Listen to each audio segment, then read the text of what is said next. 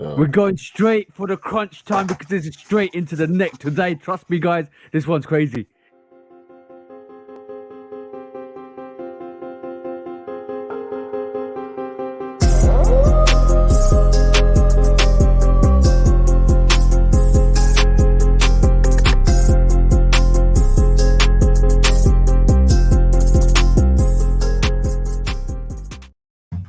Hey, what is up? It's episode 37, guys. It's me and you back. The dynamic duo. If you want to say it.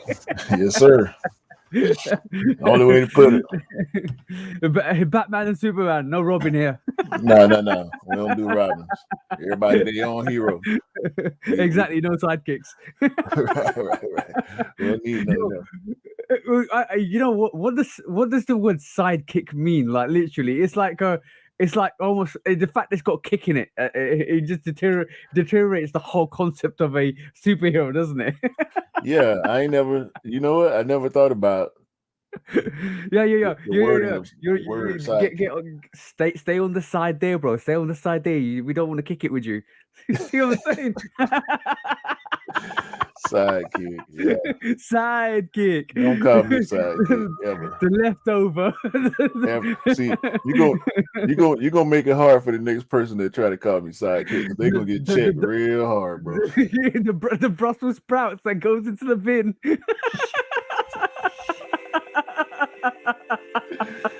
Yeah, I'd rather be a cohort. This is why we don't do sidekicks here. Everybody's a hero. Sorry, bro. This is too funny. Hey, man. It is what it is. Don't be out here sidekicking, all right? Yeah, don't be here sidekicking. Don't be the Brussels sprouts. Be the beef. Be the turkey. Nobody wants to be carrots out here. All right, cool. Episode 37. As you can see, we're on one today. So, bro, we've got a good lineup of topics today, but we also got a super crazy bro coming on. One of the bros I think I respect the most out of the group of people I have. So he's a local visitor. Always comes when he's in London. He comes out to see me, and he's always good to kind of catch up with the bro. But yeah, shall we introduce him, bro? Yeah. Do you want to go in? No, man. You give him. You was doing so well. Continue with the proper introduction, please. This is the one, the only. We had him on the Instagram live. This is the bro. Loves his Air Maxes, loves his Jordans, and is an absolutely top, as you say in the UK, geezer. This is the bro, Dale, on the show today. Yes, sir. What's going on, people? You good? What's happening? It's good to finally get you on, Dale. It's good to be on. It's good to be on. Been watching them. It's good to finally get in on the live. Get on the podcast.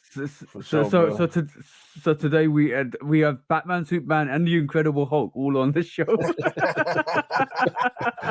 I'm Batman, by the way. Are you Batman? He came Crusader you. No, one thing I know about Dale, like you said, he loves his Air Maxes for sure. I also love Jordans, but you also love socks. Like you're the sock game killer out here. They go hand in hand. You can't have a shoe I forgot to say. I totally forgot to mention socks. You know what? This is one of the best occasions. We went to London the other time, and what did you pick up, Dale? Well, the last time. It wasn't a quest. It was because you won the crepe hems, didn't you? Yeah. And then we went to size because I had to pick up another set of crepe hems for somebody else, and when it went to the shop, it was ironically there was we walked past a sock display, and there was like, this is actually going good with the crepe hems. Instant. And whenever I'm always out, I'm like, oh, I see his pair of socks, or I see a really dope pair of socks. I'm like, Dale, hey, what do you think about this? Bang, bang, bang, bang, bang. And he's like, he just basically gets back to me. Oh, I need to go and check it out. Dale is on it like with socks. It's like absolutely phenomenal. The fact that you always try and find a matching pair of socks with a matching pair of sneakers is so dope. There's always a match out there. Sometimes they're harder to find, but there's always a match out there. You just gotta go looking. What's the hardest matchup you've ever had on socks? The handcrafts are quite hard to find a decent match for. Really? The handcraft Jordan 1s, yeah, to find the perfect colours for them, it is quite hard. It's quite a complex sneaker, isn't it? In terms of the handcrafts, yeah. So have you worn the handcrafts? Yeah, I've worn them once. So you I wore them out last week actually. I wore them. So you do wear regular socks sometimes. You're not always. I did find a pair that went with them, but it just took me a longer time to acquire them. Okay. Because I've never seen, anytime you post pics, you always got the crazy socks, and I'm thinking to myself, like, do you even buy regular socks? Like, I know I've got some black ones. I've got a couple of black ones. I've got a couple of white ones, but the most of them they're just different colors, different characters. Just there's more out there ones than there are normal ones. Yeah, I meant to grab a pair of mine. Actually, give me a couple of seconds. Let me grab these socks. There we go. The sock battles.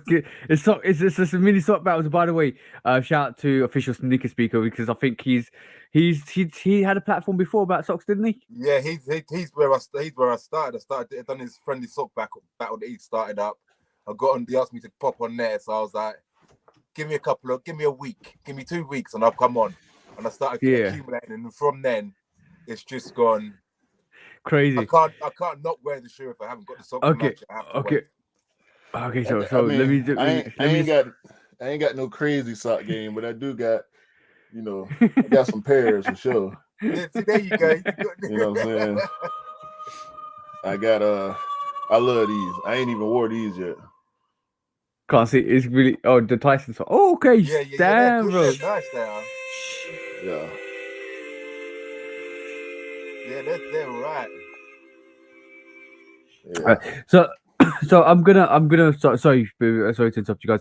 If you are listening to the podcast on Google, Spotify, wherever you are listening to this, please do come and check us out on 808 Kicks ATO on Instagram and YouTube, and also Love Kick Customs on Instagram and YouTube. So we'll leave it in the bio, or we'll leave it in the actual comments, so you can actually come follow us. And also special guest Del, make sure you follow Delroy on Instagram. We'll leave the comments and information in the bio as well. So yes, spread the love, share the love, and all of that stuff. And remember to click the like button and the follow button if you follow us as well. So yes, apart from that, I just needed to add it in just in case people don't know where to find us. But yes, bro, how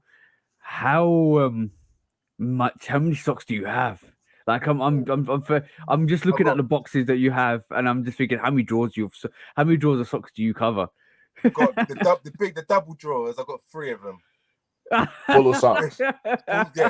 Just socks. Just three drawers full of them. Okay, without being sexist, I'm gonna say something. Sneakerhead problems 101. Does the missus complain that you take up too much room? Yeah, yes, she does. If there's not socks in the drawer or shoes on the walls, it's hoodies in the wardrobe, bro. No word of a lie. I told you, Q. I've now added 2 more varsity jackets in my rotation a couple of weeks back, and that makes 5 varsity jackets, about 3 or 4 Sherland coats, and all of the stuff, all the hoodies and stuff like that. And my wardrobe is hard to shut. My missus keeps complaining to me like, You need to get a new wardrobe. You need to get a new wardrobe. Get yourself a new wardrobe. It's t-shirts. It's t-shirts for me, bro. Like I lose t-shirts, find them 4 months later, and be like, oh, I forgot I had this. Like I got my whole closet in here full of t-shirts, and I got a bunch more in the other room that I ain't even. I don't want to hang up too many and end up breaking the pole in the closet. You know what I'm saying? The reality of the fact is, Q forgets, but it feels like a new T-shirt every time he finds a Every new time, one. every time. Yeah, there you go. I didn't know I had this. This is okay, new T-shirt. Yeah, I forget them sometimes, bro, or I have them for so long and don't have nothing to go with them. That's another Yeah. thing too. I wanted to ask you about, Dale, with the socks. Do you see dope socks and just get them, even though Yeah. you ain't got? Yeah. Oh, Okay. yeah. Just to have them because a shoe will come out with them colors or that will match it. So you might as well just have the shoe ready for it. When's the last time that happened? You know what? This is fascinating. Everybody's got a little side addiction as well to sneakers. Like mine's varsity jackets. Your Dell's is socks, and yours is what do you call it? T-shirts. Yeah. So everybody, it's really funny. Everybody's got side addiction. It's almost like yeah. Give me the sneakers. Just inject it here. I probably had these in the drawer for about 2 months, 2-3 months, and I still haven't opened them. Bro, I got the best sneaker for you. Come along to match them, man. Oregon 5s. Oregon 5s. Oregon 5s, bro. There's socks in there that haven't been worn because they haven't got a match yet. But it's just and it's different ones. It's just bro, those are dope. Christmas and but by the way, Scott's gonna kill me. Scott's listened to this. Scott's always looking for the Michigan 5s and Oregon 5s. He's gonna kill me every time. This last week has been just us trolling him on the Oregon 5 and Michigan 5s. Every time we mention, bro, it's not even funny. I think we mentioned it on Instagram Live on Thursday, straight to the toe. And I had Kirk basically message me, and he put out a post to me on his stories and tagged me on Oregon 5s. And I said, and he messaged me saying, the only reason why I did this is because Scott commented that he wants the Oregon 5s, and Scott said, "You absolute bleep." Troll time. Scott troll us all the time, so he can only expect to get it back sometimes, you know. Yeah. But by the way, that's one of my regrets. I think I had a chance to pick up the Oregon 5s on release day. Went into Nighttown, and that was the only sneaker they had during COVID on the shelves, and they were just coming out of COVID as well. So I had a chance to get my size. I thought, you know what, I won't get it because green isn't really my style. And then all of a sudden, over the last year or so, I'm feeling that more forest green, and it's grown into like deeper greens and lighter greens as well. So I'm like, shit, I should have got it. I should have waited. I should have got it. It's one of those things.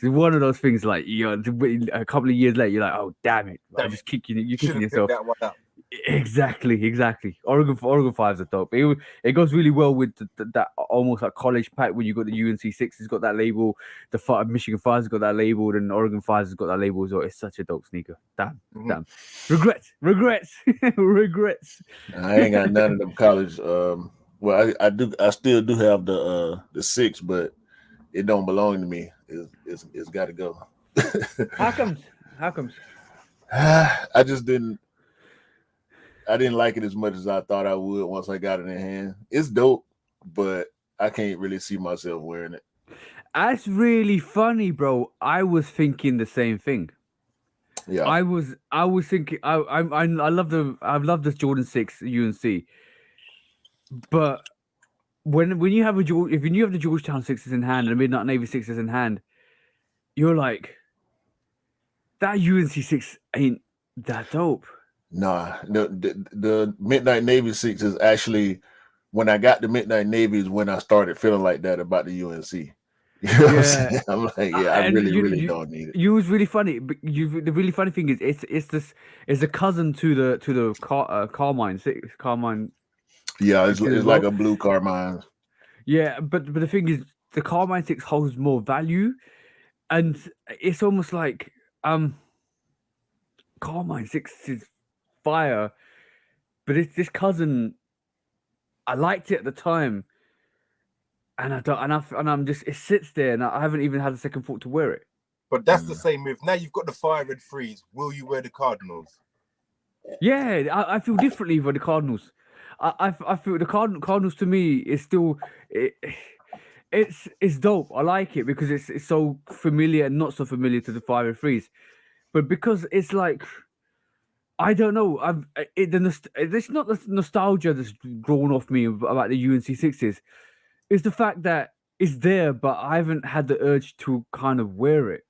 See, that's See what I'm that's saying? when I decide to get rid of a shoe. I look at them for a bit, or I'll wear them, and then if I get to a point where I look at a shoe and I'm always going to pick something else over that, I think right, it's time for that one to go. That's a good way to sort. That's a really good way to sort sneakers out. If you don't have a second thought to a sneaker, or you try to wear it, but then something else you prefer to wear something else. Yeah. And if that gets like that for a year, because UNC6 has been around for a year now. Like I would say not a year, but like it came out early this year. So no, last year. UNC, this year, this year, yeah. So if I feel like this the same time next year, when in March time, then I probably will get rid of it.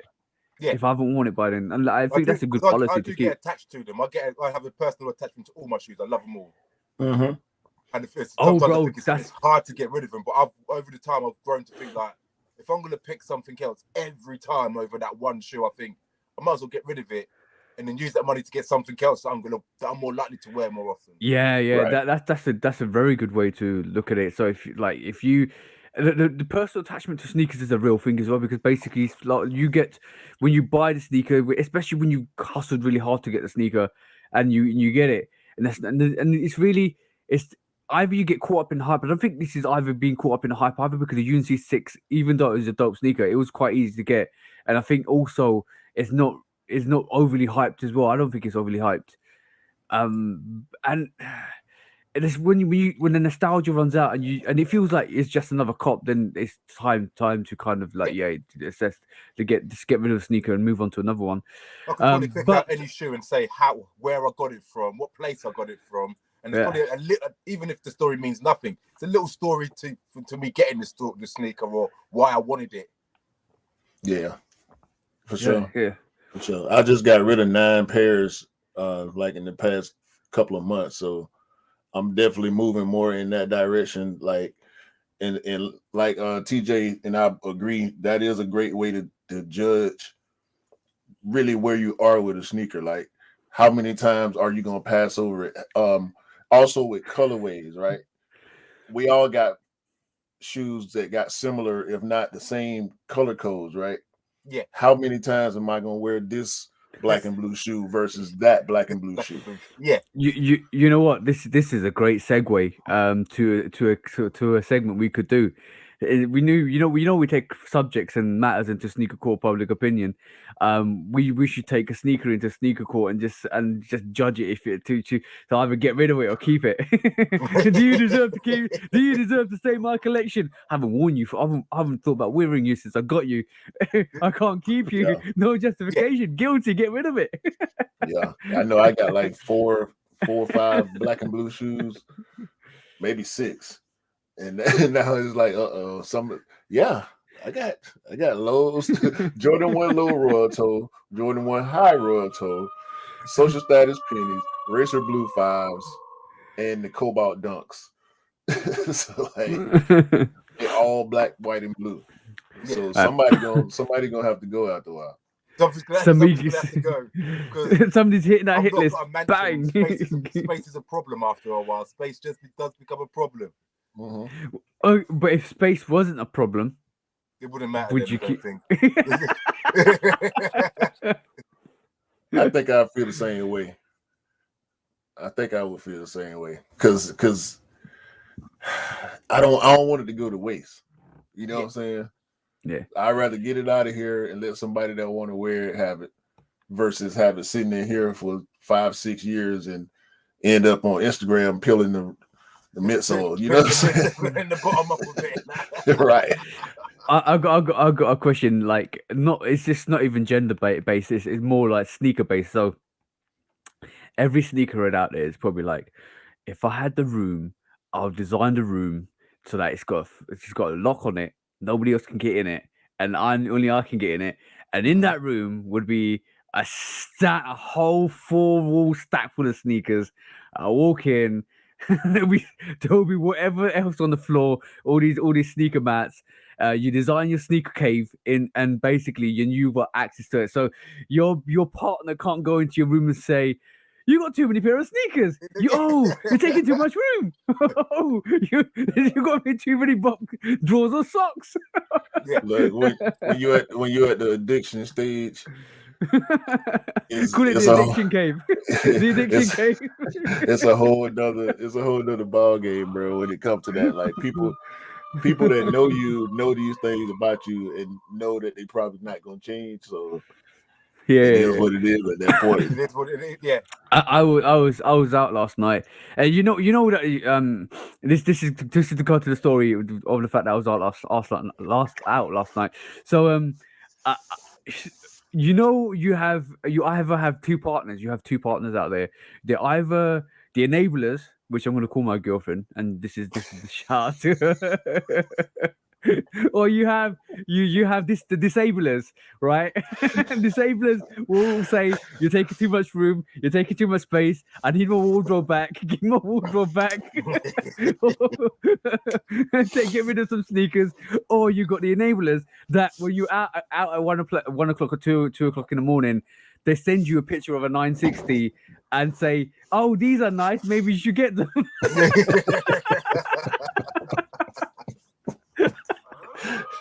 That's a personal story. I'm gonna stay hands off on that. I ain't gonna touch that. Yo, bro, what are you talking about? I know your missus sends you dunks as well, so don't sit here and say she's not an enabler. She's a semi-enabler, bro. Yeah, that's the same problem. 1 minute they're saying, "Oh, you got too many," and they say, "Don't you think these are nice?" They're nice, aren't they? Nah, most of the time when I get pictures, it's reference, meaning I want these, not I want these. She want them. So bro, and this is from my partner saying that New Balance is absolutely not great because she doesn't like the N on the side of the lateral or the medial side, and the fact that she just doesn't think they're great sneakers, they're dad sneakers, and then the next minute she's sending me some 1960s. These are actually quite nice. I was like, okay, fair cheers. That's because you talking about the pink cookies or something more recent. We'll get to that. It's something more recent. I think we talked about it offline as well. These 1960s are absolutely gorgeous. But yes, bro, like this is like enablers and disablers.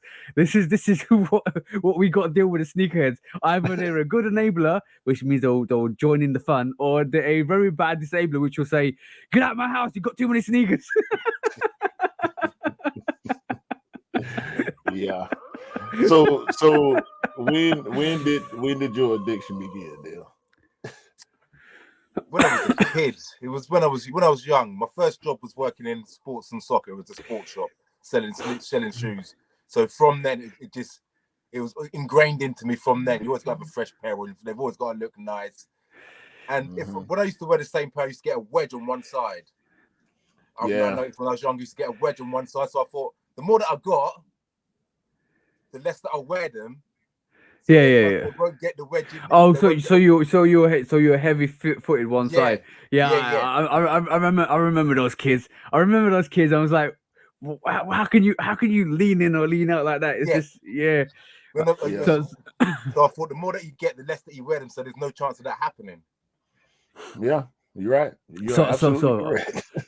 Honestly, Del, so when was the first time that you stuck your nose into a sneaker, sniffed all of that fragrant leather, the new, fresh smelling leather on that insole? That comes hand in hand. That's the first thing you do. And then the endorphins just started kicking in like bang, bang, bang, bang. I like to smell. This smells so good. You know it's bad when a pair turn up and they're not for you, and you're still excited that they've come through the door. Right. That's me with every. They're for my child or they're for a mate, and I've got them for my daughter, and I get them and I'm excited. Like, yeah, they're here. Yeah. You know what? Sneaker crack. Since we talk about smelling leather and glue, when my wife gets new bags, I smell the bags, bro. It's just as good, dog. I'm telling you, listen. Can you imagine? Louis Vuitton free, Birkin 1. No, bro, because my wife Well, a while back she bought a Coach bag and the little clutch too, right? Soon as she took it out, the bag, I'm like, what is that? That's familiar. And I smelled the bag. yo, that's when the shoe dog came out of King. Like Jordan 1, Jordan 1, Yeah, no, that's Jordan what 4. that's what it smelled like. That's what it smelled like, bro. And listen, for that, this is a great gauge in my opinion because we know different sneakers got different smells. We know ones got the glue smell, but the leather smell is really pronounced on ones that got real leather on them. Find one of your wife's real leather bags and smell that bag so you can have a reference to know if you're smelling a real leather Jordan or a synthetic leather Jordan. I'm telling you, it's gonna make a difference, bro. Promise. Yo. I'm gonna say one thing, guys.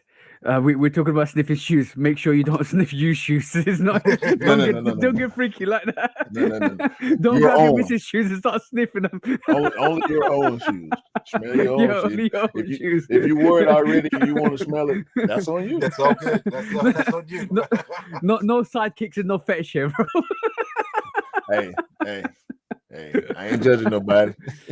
I ain't judging nobody. Everybody into something different, you know what I'm saying? Speaking of I was gonna ask Dill what his first sneaker was. What was just the first sneaker cop? Well, from when I was a kid, Yeah. and I used to be Reebok Classics. I used to be because that's what was out back in the day. I used to have all the different colors, and the brand used to be different colors. You'd have all of them. Just all the colors, just white with a different color, yellow, red, blue, orange. And that resonates with a lot of sneakerheads in our age range. It's always going to be like the Reebok Classic that we always remember. Yeah. But what was your first pair that you bought with your own money? It probably would have been a pair of Reebok Classics back because I was working in that shop and that's one of their main set back then. That's what people wore. So it would have been a pair of Reebok Classics. My first Nike was probably the TNs. It was probably these ones. I've got them, but they're not the. I've had them again since. This was probably one of my first pairs that I brought. Oh, damn, they're nice. The all white or the OG? The all white. Okay. But that was probably one of the first pairs back in the day that I brought. So when they came out again, I had to. You have to get them again, sort of thing. And now they just release them every year. Yo. Shout out to the painting in the back. I just realized what you got in the back. That Jordan 1 painting is awesome. That was the first thing I saw when you got on screen. That's an enabler. That's an enabler. You got it That's from your enabler. Yes. Yeah. That was my Christmas present last year. She enables me. See. All right, cool. We got a really good question here. So I would say everybody. There's a generation where it might be different in the US. There's a generation where in the 90s you remember one particular sneaker, and then in the 2000s and then 2010s and then 2020s.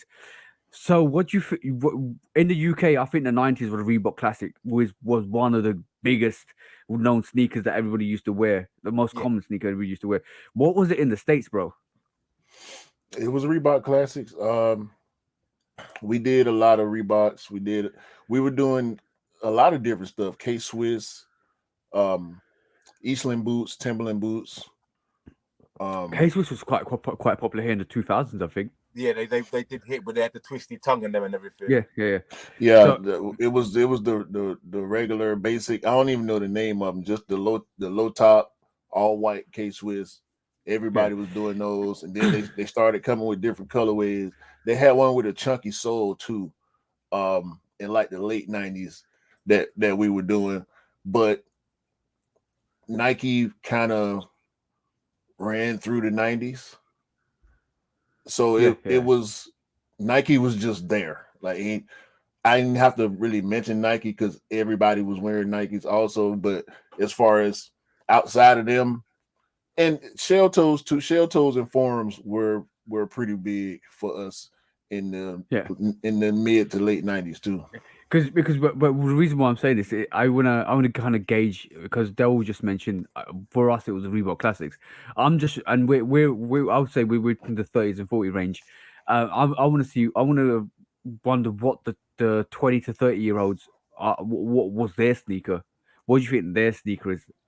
The big one that like we had our Reebok Classics. Um, and that was the school sneaker that we all wore. What do you think that anybody in their 20s and 30s actually was wearing? It have to be retros.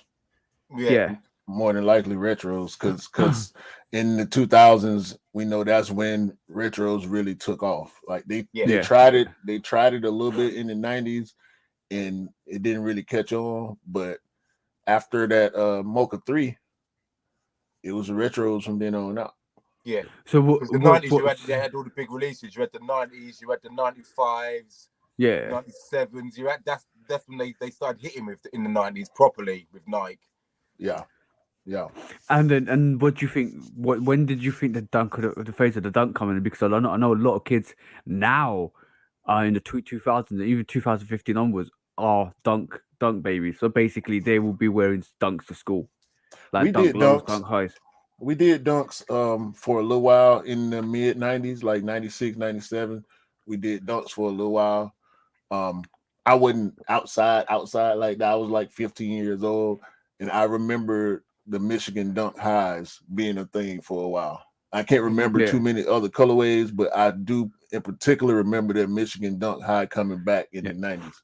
I'm saying this because anybody that's 18, 18 to 25, I reckon, and anybody that's on TikTok is influenced by that Panda Dunk. So that Panda Dunk's Yeah. going to be the big one. They're That's going to be they're the new Air big Force one One. for They're pushing Yeah. them to be the new black and white Air Force One. Air Force Panda One. Dunk. Yep. So that's now the big one for anybody that's in their early teens because that's what they're going to remember growing up is those Panda Dunks, and that's And I going to be can't quite popular. stand them.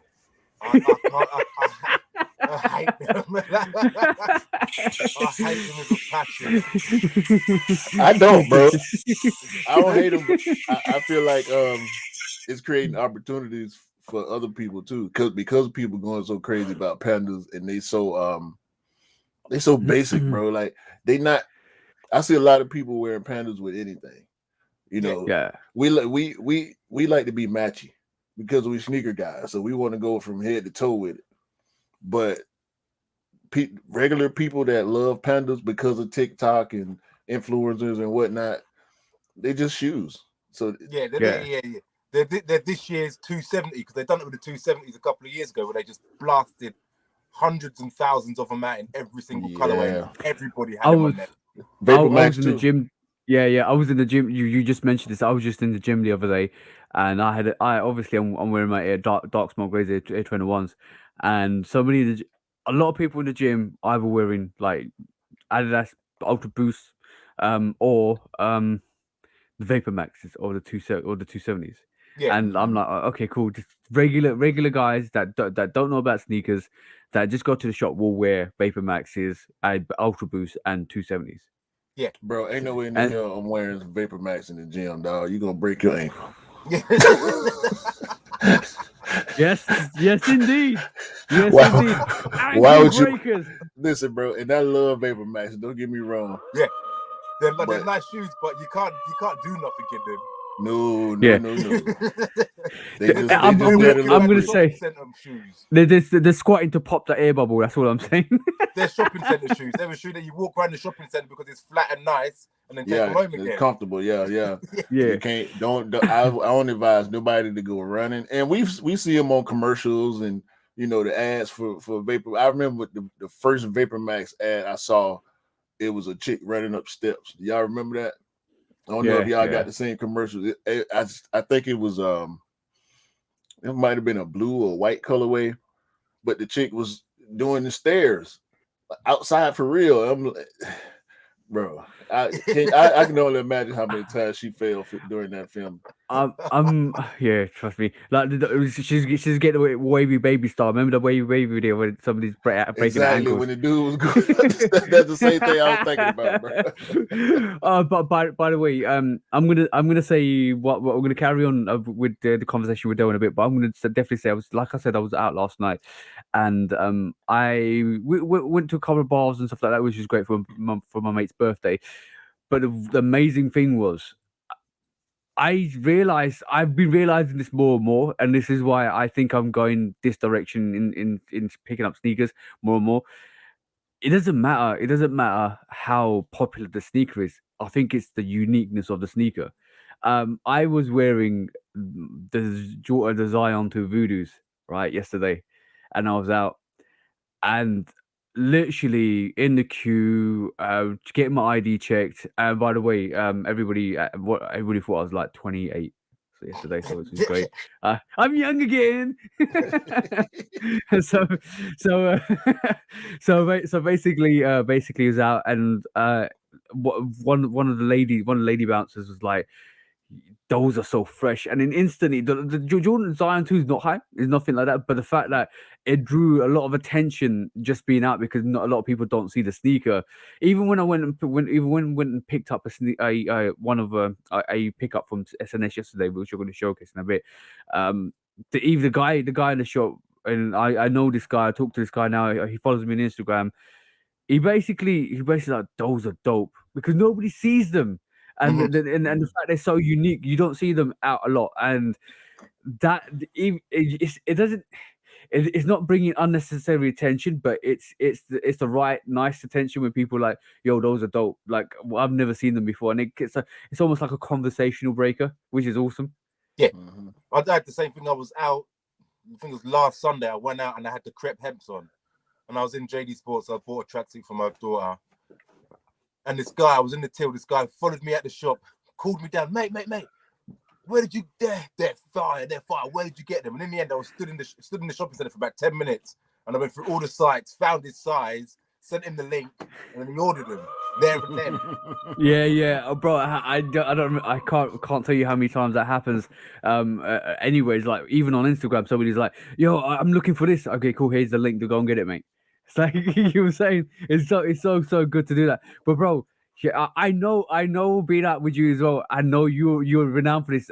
You show so much appreciation to people out in the wild, bro. It's like a jungle out here. But every time you see that actual sneaker on somebody's feet, like, yo, foot. I love you. What you got? Yeah, you always like, because half the time people buy them and they don't wear them. When you see someone with it out on foot, you've got to give them a little.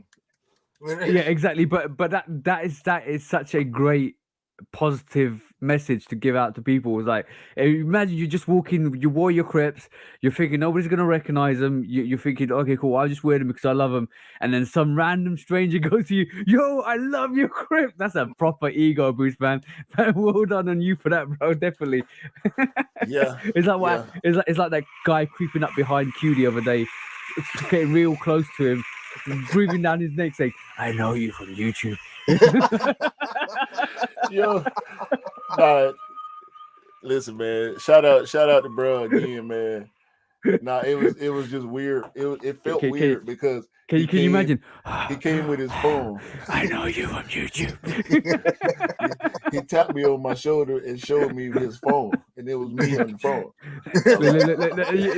the sweat bearing down his temple because he's nervous to meet the servant level treatment. Is this you, Q? Is this you? I think I know you. You go too far, bro. Too far. But I also went out last night. Oh yes, go on, bro. So let's go here. Shout out to Black, man. We got to get Black on the podcast too, even if it's only to have a small conversation, because he loves sneakers, but he ain't a sneakerhead like us, bro. It's not always about sneakers. It's about bringing excellence as well. So if he's got a message to bring, we always will have that conversation as well. Definitely put my name on it. You know what I'm saying? I was a sponsor along with Mike Cray from Sneaker Buds. Mike Cray and his wife, Exclusive is his brand, his clothing brand. I'm gonna probably link them in the description. This Mike Cray and his wife. They Sneakerheads They did not come to play around. This sneaker buzz. This one Craig, and that's his wife. Her name slips my mind right now, so y'all gotta forgive me. But if y'all listening to this, of course, y'all can see the pictures on my IG. I posted them this morning. Where is Black? That's Black and his wife. Shout out to them. Reggie Black Martin and Sierra Tanae came with. You see, Black got the 13s on because he was a Celtic fan, so he loved them green 13s. She actually had on the green and yellow mids, Jordan 1 mids. Okay. And her mask, she ain't got her mask on right now, but her mask was pretty ridiculous, if I say so myself. So I didn't get the pictures of myself just yet, but y'all gonna see. Trust me. As soon as I get the pictures from Black, I'm putting them out there, and y'all gonna understand what the situation was last night. But it was dope, man. It was real dope. I had another picture, but I can't find it right now. But yeah, shout out to them, man. Let's go here, Sneaker Buds. It was live, bro. The music was live. The food was good. Everybody came with it. I saw a lot of heat. I saw a lot of creativity. A bunch of people had custom. This one chick had some custom Jordan 1s with sequins on them, blue sequins to match her dress. I'm like, bruh, these people went all in. These people went all in for this, bro. It was great. See, Q went out here trying to hold that like Dark Knight ball, you know, the masquerade ball. His alter ego Batman coming out. Q Wayne. Y'all gonna see. I can't wait for those pictures, bro. I ain't gonna say nothing. Y'all gonna see. I tell you what. Y'all gonna see. Hey. No, that's a problem. No, that's a problem. Yeah, I went ahead and broke them out, bro. First time in the streets, and I put them to good use too. Okay, cool. So, let's talk about pickups for the last couple of weeks. Because I know Dell's picked up quite a bit of sneakers. Before we talk about ours, let's have a look at yours, Dell. So, like, what have you picked up this year, and what's your top 3 pickups in terms of how happy you are with those sneakers? I picked up a lot of. I was counting the other day. I must have picked up about 12 pairs of Air Maxes. I think it's something like that. Of Air Max ones. I'm gonna trump you on that one in a bit. Just don't worry about that. But let's carry on with yours, bro. We're definitely in the double figures for the Air Max ones. And the top 3 are. Oh, he's got the top 3 ready already. Oh, I see a concept yeah. box sets. I feel like we're gonna see appearance. We're gonna see a pattern appearance as well. Possibly, I don't know. I know. Well, maybe. These have to be one. Oh, yeah. Okay, yeah. All white patterns. It's just another white shoe, but what they've done with the wave, I think, is amazing. So this is definitely up there for me. And then the detailing on this shoe is phenomenal. So, oh yes, the detail's phenomenal. Yeah. Concept definitely. Concept released. All 3 of them were crazy. Just out of this world. And then it's just a general GR for the other one. But each time I look at them, I love them even more. Oh, yes. Madder Roots. You look at it and the colours shouldn't go together. But they do. And it works so well. But yeah. The latest pickup, the latest one I got from via TJ. Oh, yes. Dirty denim. Dirty boy. Dirty boy. And I thought twice about I was going to leave them.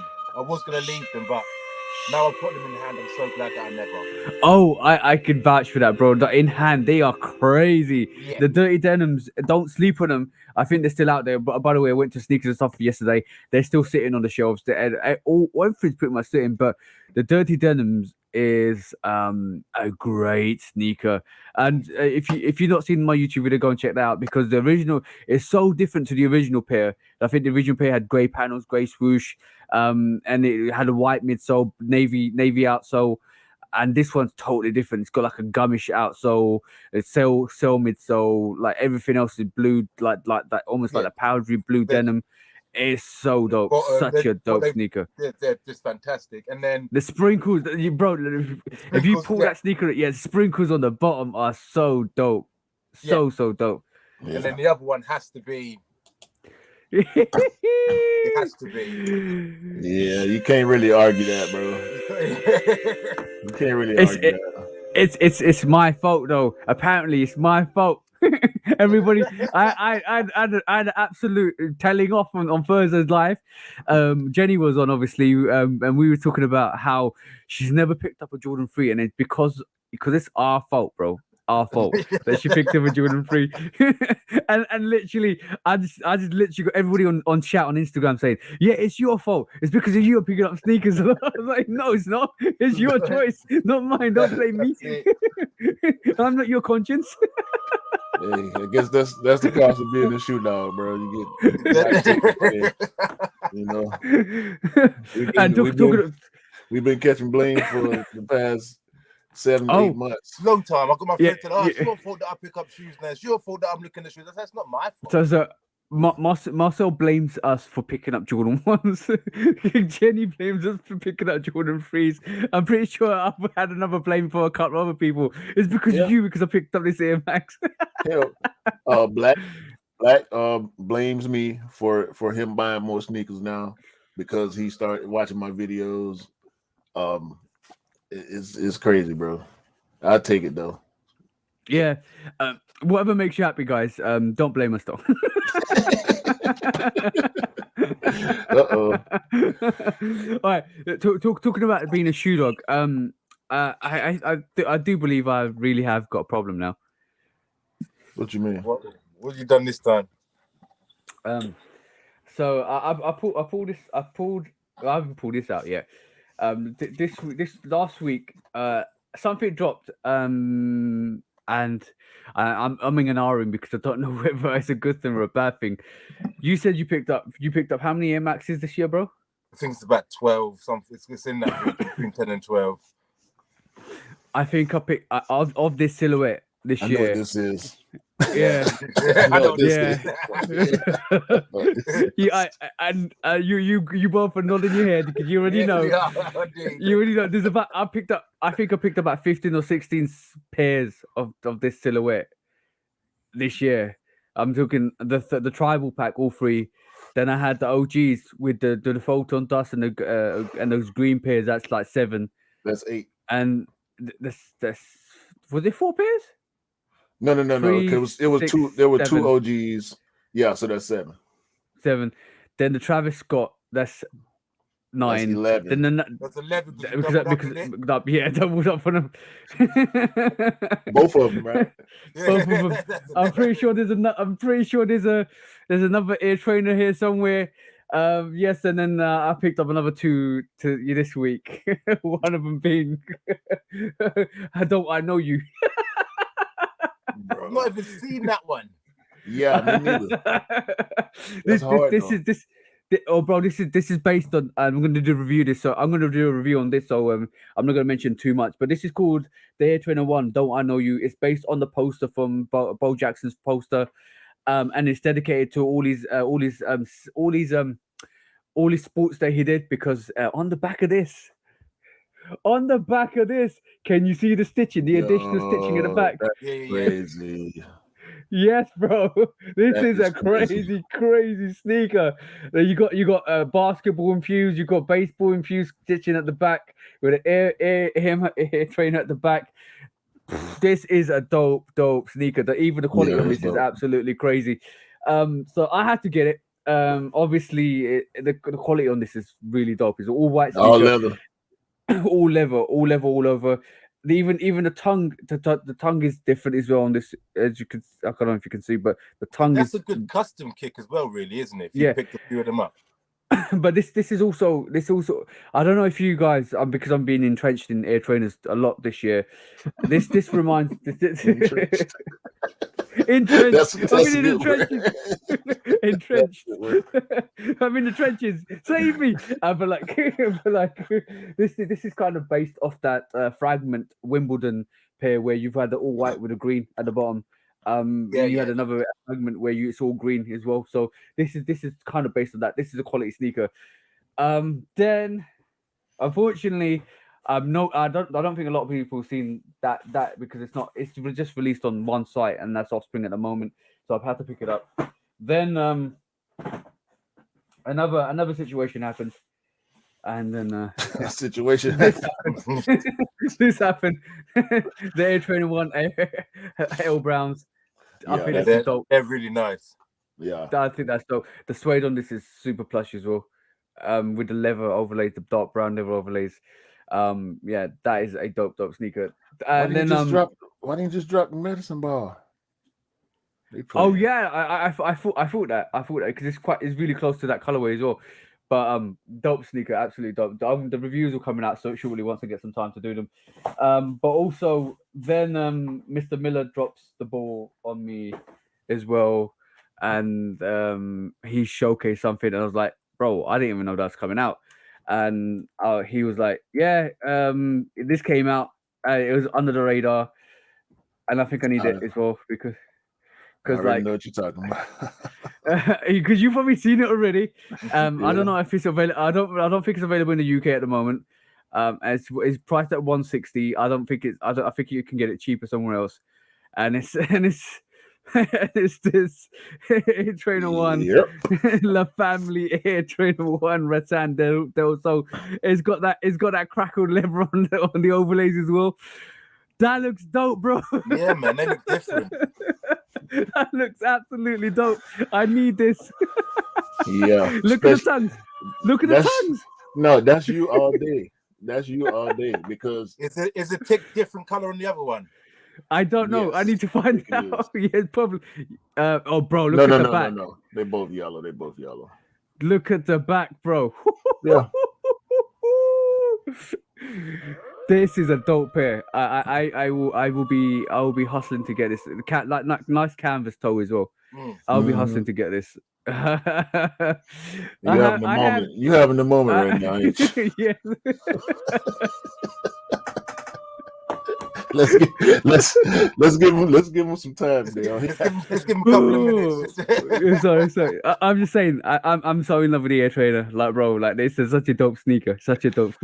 And I was funny enough when I was out last night. I started talking to some couple sneakerheads, and it was really funny because one of the old sneakerheads that he doesn't collect anymore, who's actually looking forward to the Huarache High Kobe's as well. And I remember that from our last episode with Benzino when we talked about that, and it's recut. It's coming out again, which is awesome. But that's not the only thing I picked up this weekend. Oh my god! This weekend was quiet because there was nothing on the sneakers to hit on. Yeah, unfortunately, it's not like that for me because I got this. Don't at me. Because this is not a regular pickup. Don't at me. Don't accuse me of anything because I really want to see these in hand. I'm a very big admirer of the collaborator, and I wanted to see this in hand. I wanted to feel this in hand. I wanted to see what the hype was about. I probably won't keep this either. Probably will offer this out to anybody that wants it. The Polax Crocs, bro. You know what? I wanted to see what the hype was about, bro. I picked up something this morning too.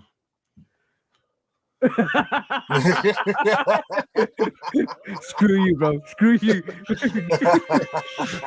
I picked up this yellow Tokyo Olympic Jordan 5 right here. I just wanted to show you. I just wanted to show it to you. But yeah, I just wanted to see what the height was Is about. it your? And Did you pick it up in your size? no, it's not a size 10, it's a size 9. So it's more of an average At least size. you got So a size that you can't fit into, so you have to get rid of it. yeah. I'm gonna be honest. I'm gonna be honest. I got it in hand. It was quite soft. I talked to Cam, and he's like, Crocs are dope. They're better than slides. I was like, should I keep this? Can I squeeze into a size 9? But I'm not gonna keep it. I'm gonna keep it. I'm gonna Don't make me flag. Don't make me flag you again, bro. But like, to be honest, I'm not falling for the slide or the runner hype. Don't worry. But to be honest, it's different. It's nice. I learned that this is based on Soleil Bembury's 3 separate fingerprints that designs the mold of this sneaker, which is quite dope. In retrospect, you know what the story is on it is quite good, but the shoe itself is crap. Yeah, the design is crap. But I'm really intrigued. I'm really intrigued on one thing. I'm really intrigued on is the pattern at the bottom. As you can see, like it's got this foot pattern. Does that stimulate your nerve endings on your foot? Maybe potentially. It's quite soft. Yeah, supposedly. Because if people don't know, most of the ailments in the body, like headaches and stuff like that, can be solved by either pressing your tongue. I nearly lost me. By either pressing your hand or your feet or stuff like that. Because that's here. I've got that.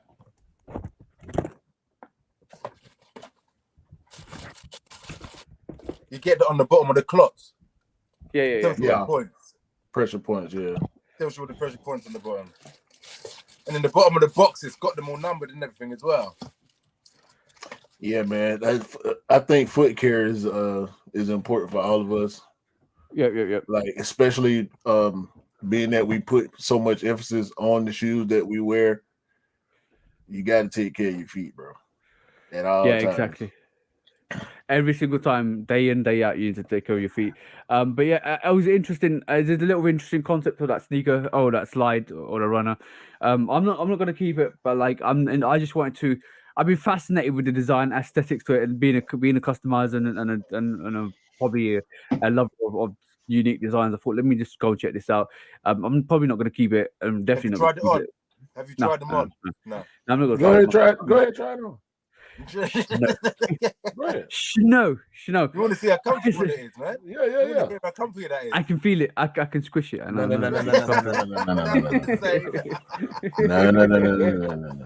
Unless you can put enough force to replicate your body weight. Yep, you gotta try that. You gotta have one of them and one of these slides on so you can compare. I'm gonna say what my mum always used to say is, don't touch it. If you're not gonna buy it, don't touch it. Then that's the same thing. If you're not gonna keep them, don't wear them. Cap. I'm calling cap. But yeah, that was my adventure into the sneaker world this week, and obviously some of the great things was seeing most of the releases still sitting on sale, but it's not on sale, but at the retailers. It's great to see that. Definitely great to see that. It's not just London anymore over it. It's across the board. Scotland, Liverpool, Newcastle, anywhere you go, if they've got the stores that sell the shoes, they're in there. Jenny doesn't get anything, then she got the 503 sitting. They're in Ireland. in Ireland. Anywhere. But guys, we're international. We're just not UK or America. We're everywhere. Is it the same over there now, Q? Is it the same over there with things sitting on the shelf? Yeah, not everything. Certain stuff like the threes popping up online, but you can't really walk in the store and find threes. You can find 13, like the French Blue 13 still around. Ginger 14 still around. Citrus 7 still around. I see green beans every now and then. So stuff is sitting. The Jordan 1 still sell out over there, or they sitting? What Jordan 1 was that I saw sitting on the shelf? I've seen Stealth 1 sitting a little bit. Yep. And whatever it was before that, not the Heritage, but I have seen one sitting too.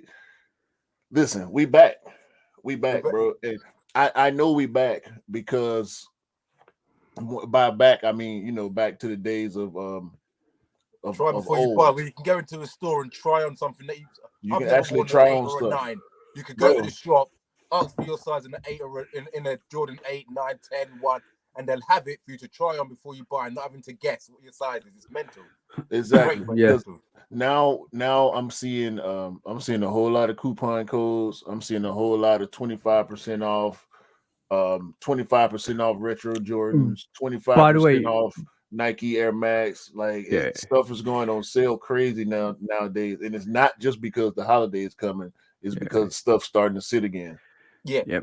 But shout out to Marcel, because he was sending me Soulbox discounts, and all the sneakers on their website had 20% off.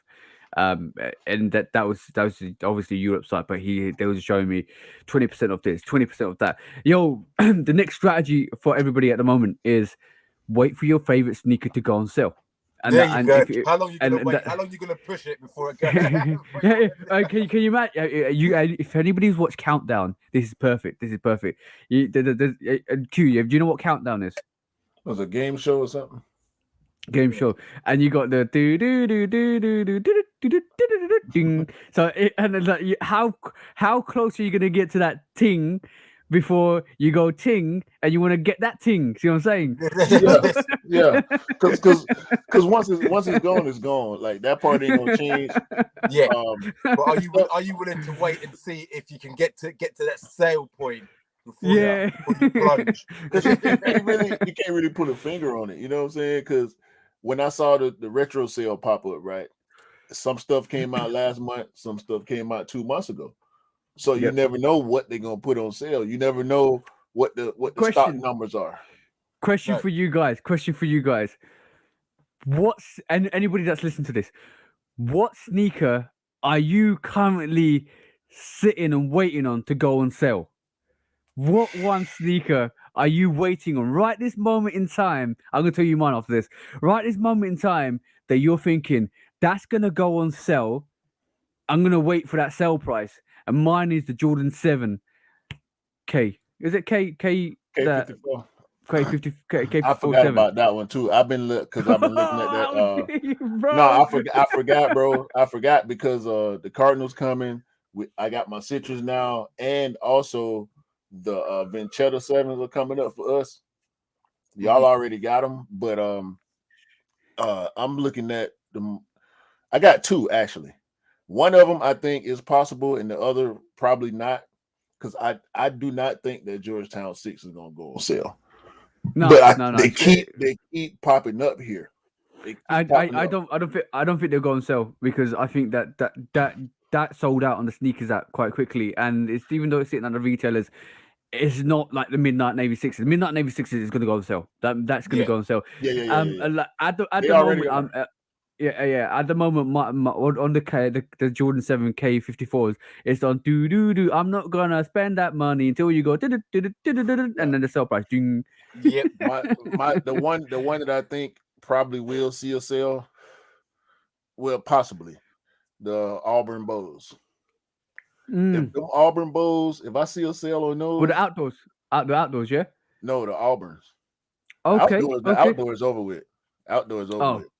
They never. Bastards. You never had. You had to be on top of those. For some reason, that particular colorway is out of here, it's dope. It's dope. Because I saw stupid. I saw the Royals Bows sitting on the shelf. Of course, them bullshit wannabe Raiders colorway like that. I don't know why Nike did that. Why did y'all do that? Like then y'all gonna put a clear bottom and a white midsole and not, bro. It's that ain't it, man.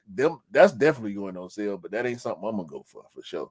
But the Auburn Bows, the OGs, the white, purple, you mean these orange is what I'm talking. Yeah, but they might not go on sale either. But they are sitting around. Yeah, no, like it's Nike, send them our way, man. We need some Bo Jacksons down in the UK, Griffiths and Bo Jacksons. So you need to make that available for us in the UK. Otherwise, we would have got it. Like we got a lot of Griffiths sitting too. We got like 3 colorways of Griffiths sitting right now. Okay, I reckon that I can hold out and get the patterns, the ones that go through the white ones. Yes, the orange. I'm waiting for them ones, the rust-colored ones, to go on. I reckon they're gonna drop to a sale price because everyone on YouTube, they're selling them. They keep dropping their prices on them, Oh, you Bro. mean the orange blaze? Yeah, the orange blaze patterns. Yeah. Yeah. Bro, they Yeah, sitting. yeah. I saw them sitting on Patter's website. I said, Yeah, "What they're in still the sitting. hell?" They're sitting there, but Yep. I'm not paying the price because I have to pay an extra £70 in fucking custom fee. So Right. that's why I'm not getting. But Duty. I'm waiting for them to, if they go on sale, then it might be worth paying the custom fee because I'm getting stupid cheaper. They're gonna dutifully slap your ass with another $70. Yeah, yeah. Call of Duty.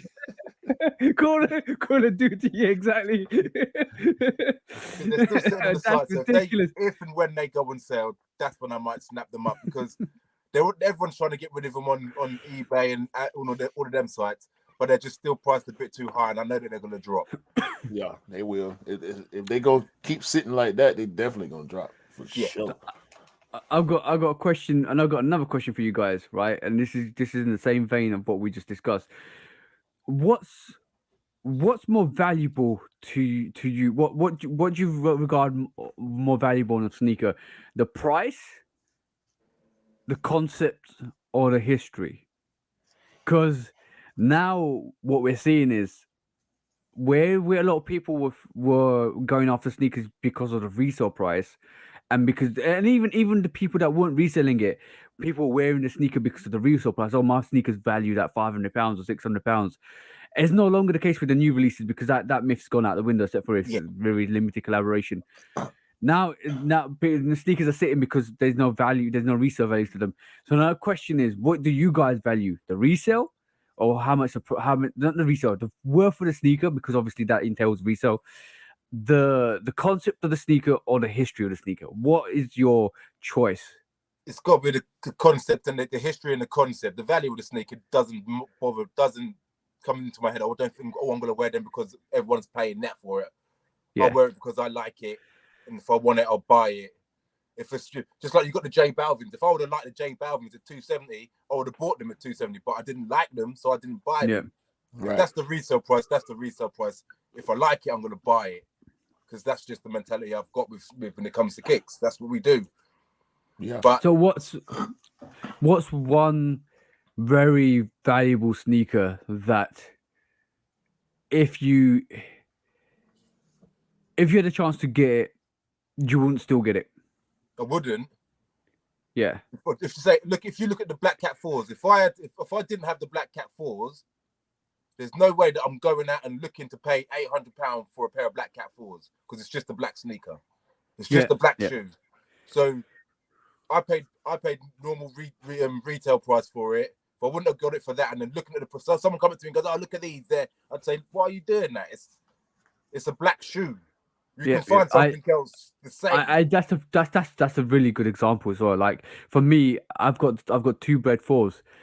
I'm no way in a million years gonna get the Olivia Kim 4s or the Black Cat 4s because there's just another black sneaker. And I think, in my opinion, I've got far superior sneaker in the Bread 4s. Yeah. Yeah. And the price outweighs. It's just a black sneaker. Why are you going to be paying £800-900 for that? Yep. Exactly my thought. I just wanted to get your guys' concept because that's the reason. That's the main reason why sneakers are sitting. I feel is there's no resale on them, and that comes hand in hand because there's no demand for the sneakers because of the current climate we're living in, and that's a knock-on effect onto why sneakers are sitting and will go on sale, and this is why resellers ain't picking up anything that's not limited anymore. But that's good though, because the only people that benefit from that are sneakerheads and people that love kicks. Yeah, it's just slow.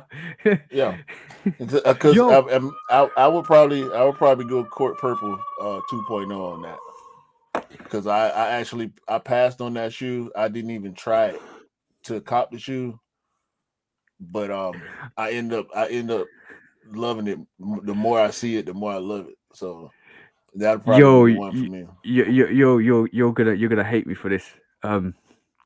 I just got the really. We were talking about we should call this show superheroes and sidekicks, right? Because I just had a really good thought. We're shoe dogs, right? Mm-hmm. All of us we're shoe dogs. So that's our superhero status, shoe dogs. Your sidekicks has to be the hype beast. Ain't no sidekick of mine, bro. Ain't no sidekick of mine, bro. But can you imagine? Can you imagine that little kid, that 13-year-old to 15-year-old kid running around trying to get the hyper sneaker? That's a hype me sight kid, bro. Hey, they'll put themselves in that position. I ain't putting nobody in no sidekick position. Look, Because it goes back to what I said. Stay over there, stay on that side, kick it yourself, bro. Because we don't need you over here. Because it's at the moment it is like that. At the moment it's the purest sneakerheads are loving this. We're loving like, it because you go out and pick up a shoe and it's just like picking up a GR. And because before you couldn't even pick up a GR that ended there 2 years ago. They're gone. Yeah. So off of that, I saw this. Oh, I saw this too, bro. Yeah.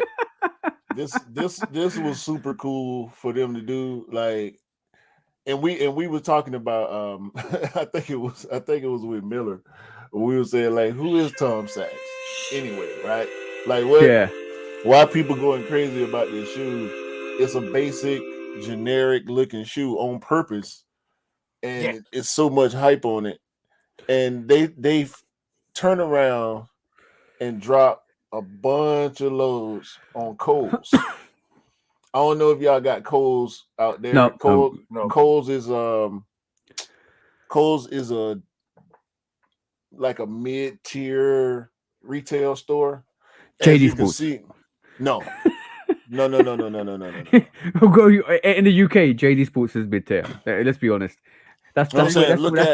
It's more Sports Direct or a Dunelm sort of shop. Okay. Look at the type of shoes that you see in the background. Oh, okay. And look at the setup. Like you're not going into a foot store and seeing boxes where you can just select your own size and try it on yourself and like that. So what we're saying is it's a brand where sneakers are already dead and buried, right? It's like a Sports Direct. It's tier 2 and down. Yeah, like you ain't gonna see no tier 1 or tier 0 shoes in a Kohl's ever, bro. I got you, because I regard JD as where sneakers go to die, and I regard Sports Direct as where sneakers are already dead. See what I'm saying? JD for us is Dale knows the reference. Dale knows the reference. Look. I'm saying, look at the store, bro. Look at the store. Yeah, see, that's a Sports Direct store. Yeah. So like for Tom Sachs to actually go and drop loads on, and it was only select stores. It wasn't like you can walk into any Kohl's, because if that was the case, I would have went and bought a pair yesterday. You know, bro. let me tell you this. That general purpose sneaker is sitting in the UK. I don't know if the bigger sizes are, but that's still sitting in the UK. This is a women's exclusive, and the bigger sizes were quite easy to get. And like Tom Sachs said it when he released the first original pair of general purpose sneaker. He's like, it's not meant for resellers. This sneaker is not meant for resellers. It says it on the box, general purpose. General purpose. Grass in them. Yeah, and he basically said this sneaker is not meant for resellers. This sneaker is meant for people to wear, to utilize, Cut and to grass, utilize for everything. Do Exactly. The shopping, do the hooping, do whatever. Or even go on a run for them, or even training them. That sneaker is a general purpose sneaker. That sneaker is meant for resale. When the first iteration came out on that sneaker, Tom Sachs basically said, this is not for resale. This sneaker is not the Mars Yard. This sneaker is basically a general purpose sneaker. I'm going to release loads of pairs of this. There's going to be loads of restocks. This is the second variation. We're going to see a third variation. We're going to see a fourth. We're going to see a 10th. We're going to see a 15th variation of a sneaker. Yes, exactly. It's a general purpose sneaker. Let's put it this way: every sneaker that first comes out always gets the hype. Every first iteration of a sneaker, be it Ultra Boost, be it a Jordan 1 Chicago bred, be it a general purpose sneaker, be it a Travis Scott 1, they're always going to, even the Chicago Off-White 1, it's always going to have the hype around it, because it's the first thing that's ever been done. After that, you're going to see oversaturation. And after that, you're going to see these sneakers sit readily. And we've seen it with the second variation of this yellow pair of general purpose sneakers. It's there. It's you can get it. It's easily available. It's going to be like that. And Tom Sachs said it. He warned you guys. So don't buy into a sneaker that you feel you're going to get some resale on, when somebody actually said to you, guys, not for resale. We're going to stop this massively. Yeah. When when they've written general purpose on the boxes for a reason. Yeah, exactly. And actually, This is- do you think this shoe belongs in a store like that? Yeah. yeah. Of course it does. That shoe That's what didn't it boiled deserve to down. be put on a raffle. That shoe should never been on a raffle anywhere. It should have just been released. Exactly. And the thing is, it's when somebody's warned you about don't this is for everybody, don't. And this is not the Nike bluff where they're not for resale sneaker, they got their poker card right across the chest, and they said, you know what, this is a not for resale sneaker, do not crease here, don't take pictures, blah this blah that, and they made it super limited, and they pulled There out you go. the Only made Joker 50 out the pack. pairs. Yeah, exactly. And we'll release the X amount because basically we're just bluffing with you because we want to amp the hype. This is not that. Tom Sachs has already told you guys this is a sneaker that's not going to go for any resale in the future. So you might as well get it. You might as well wear it. You might as well run through it because we're going to release 1 million pairs of these every single time. Release them. Simple. Yeah. Hey, It's not man. a Mark Wahlberg where they released 23 pairs. They gave 23 pairs to Mark Wahlberg and 23 pairs to Jordan, and that was it. It's not one of them shoes. Exactly, and it's not one of them shoes that you should think, oh yes, it's gonna be not gonna be easily available, and stuff like that, and it's not one of these pairs either. Sorry, Q, I'm gonna take over the screen. It's not one of these pairs either, where it's a Donda 6, where it's only like 4 pairs available, and it's going through for 3.5 million pounds. so don't Donda yourself. Don't be a dunderhead. Yeah, I don't like that. I don't like that shoe either. No. A lot of people say that, but the thing is, I like the meaning behind it because obviously this is dedicated to his mother. But I thought this was I think there's a black variation to this. If don't quote me on that. I thought it was a black variation to this. This seems like a white variation. I don't know why I think there was a black variation. I might be totally wrong here. But yeah, I understand the sneaker. I understand the design. It's for him. There's about 4 pairs in total. I think 4 to 6 pairs in total. One's actually available to the public for $3.5 million. If you got that, if you got that spare cash to flash, He's only doing that so he can have enough money to open his own shop. He needs the money for the shop. Oh no. Is that conspiracy theory, bro? Are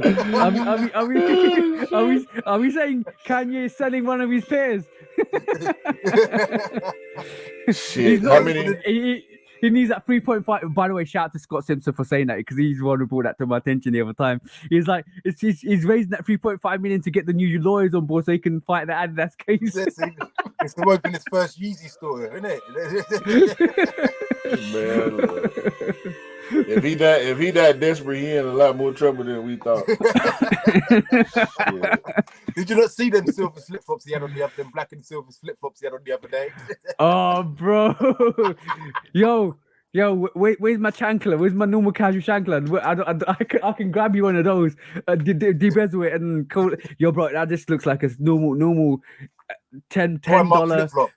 Yeah, $10, £5 Primark flip flop.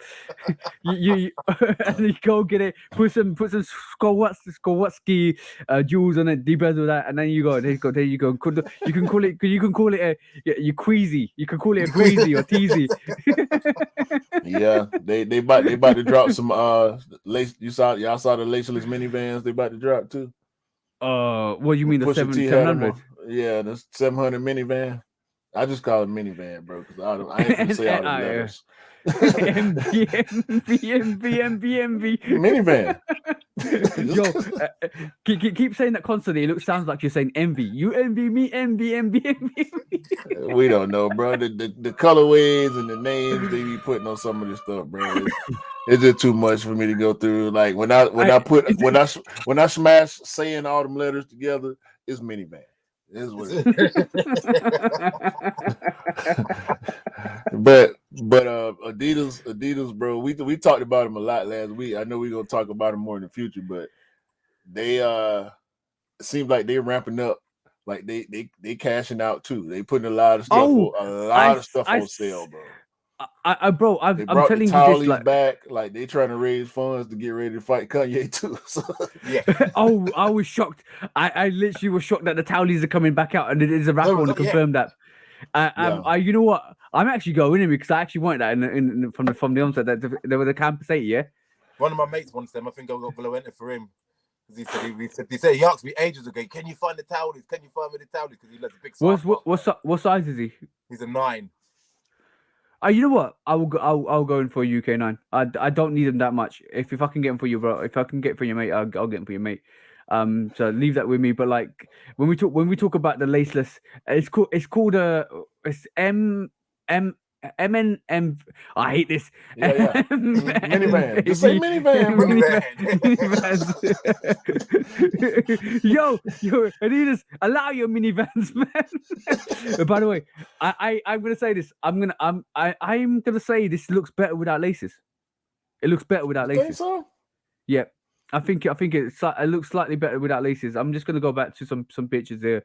I truly believe like it kind of looks a bit more less. It looks less congested. Just looks a mess. The whole range of them look a mess. They're just not nice. By the way, I don't like the silhouette at all. I think the silhouette is like for me that looks a bit too congested at the front. That that infinite lace lock. Well, bro, by the way, how much of a gimmick is this infinite lace lock? The only way you can take out this lace lock is to cut it, and then it's no use. That's just like a J Balvin having a light that you can't change the battery on.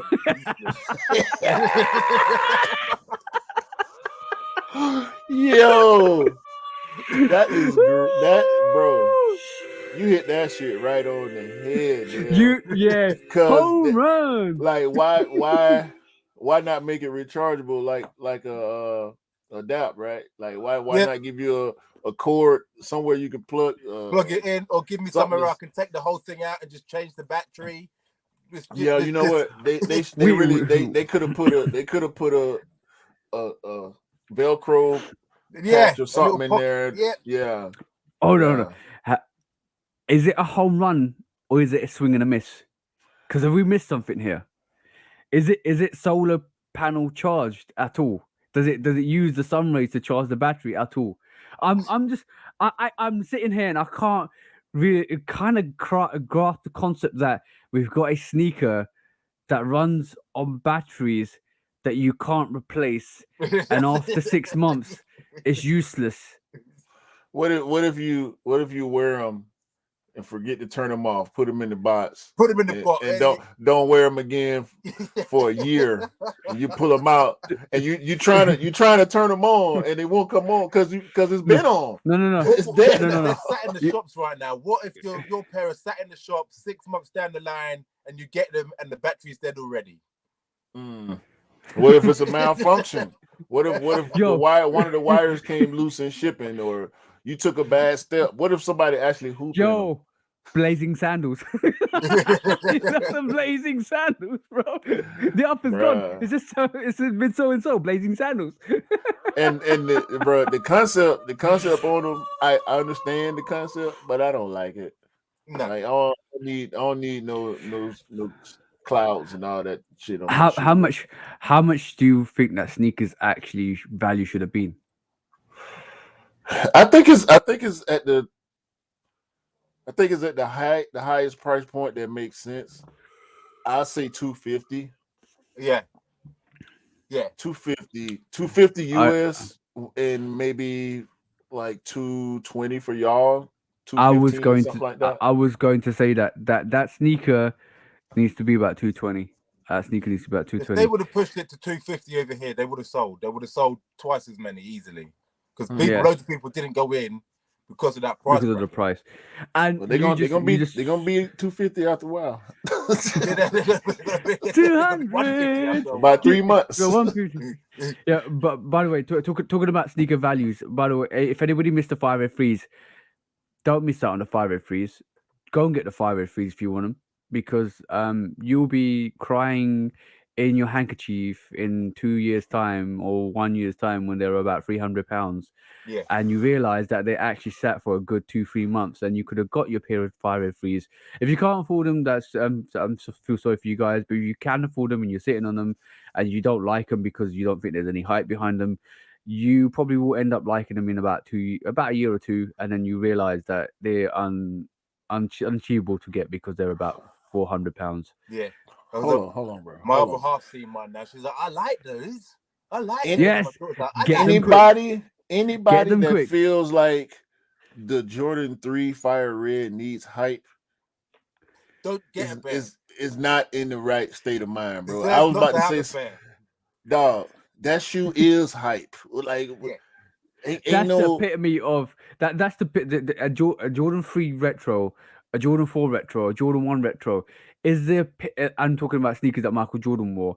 Is the epitome of being a sneakerhead. That's the A OG big, of hype. a Shaq release is the epitome of being a sneakerhead.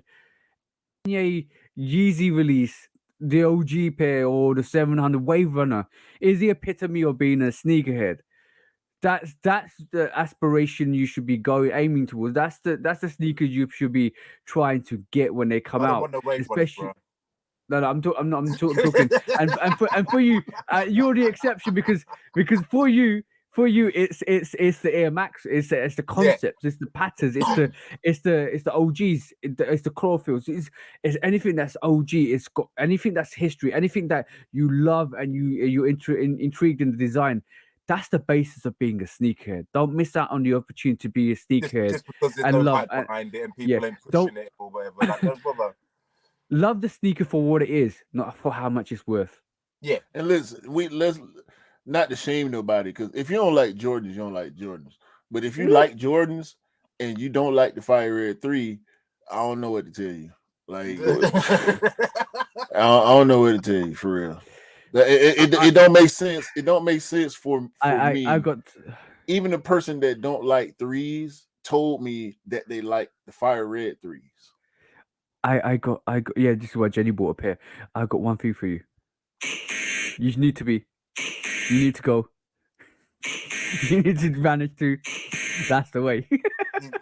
Yeah, pretty much. what he said. What he said, for real. By the way, I put Jenny. If you're watching this, we really do apologize because I know you love Jordan 3s now, and you'll be going for all the Jordan 3s that are going to come out. But unfortunately, I'm going to share a screen and let you guys know that this is absolute BS. This is absolute an atrocity. This is an absolute get out of here. I'm going to go and get that for a discount. I'm going to work a way to get a discount because that winterized freeze. I know some people don't like it. I like the colorway. I like the fact it's the winterized sneaker. I love the purple touches of that. I love the brown touches of that. Yeah. I love the light suede pinky hue touches to the overlays on the toe box. I love the fact that it's got the black gridded print rather than the elephant print. But I don't like this £200 price that you're putting it at. Yes, and your reaction just tells you everything, bro. £200 for a Jordan 3 winterized. The winterized 4s were £170. And they sat for months and months and months and months. This is going Titanic, bro. This is not gonna sink. This is not gonna even float. This is sinking to the bottom depths of the ocean because nobody's paying that £200 for a Jordan 3, bro. What the hell is this? What the hell is this? Nike, do better because I know the British Prime Minister's absolutely messed up the economy for us, but don't tax us on it. Give us it for 180. Do you reckon people? There's a couple of people sitting there at night saying, "How far can we push this?" and laughing like, "Let's just slap that." See if they sell. How far can we go? How far can we go? Yeah. Yo, I'm just really lost at this moment in time because you can blame the pound going down against the dollar. You can say that maybe that has an influence on this situation. But you can't say this for the J Balvins because that situation didn't happen before the J Balvins came out. You can't say it for any the Vanchetta, the Afrobeat 7, the Vanchetta Tan 7s, which came out way before the crisis came out because that was $200. You can't. I don't even know if it's a the big Fire cap. Red 3s at 180. You think, geez. Yeah, you can't sit here. This is a big cap for me personally to say that the winterized threes are £200 at this moment in time, and it's blamed on the UK economy being bad because of the drop to the pound. Yo, bro, the price was set way before this crisis happened. £200 for winterized. By the way, the winterized fee is absolutely dope, but it's a lovely £200. shoe, but 200 is not £200 worthy. Hey, I'll still get this for 180. Don't worry about that. Unreleased dates. Don't worry about that. I'm moving. I maneuver. I swiftly maneuver. Get out of here, bro. Get out of here, bro. It's not. You know what? It could be. It could be because it's a premium sneaker. Stop laughing, G.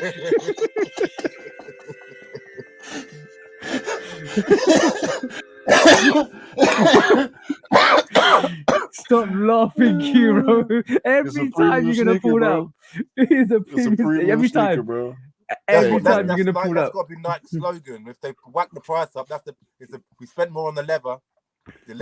We spent more on the leather. Like, yeah, it's a premium sneaker, bro.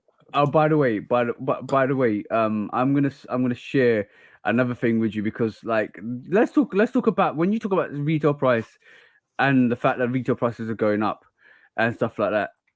Well, I wanna. The hemps were 165. Yeah, pounds over here. but the dirty denims were like 152.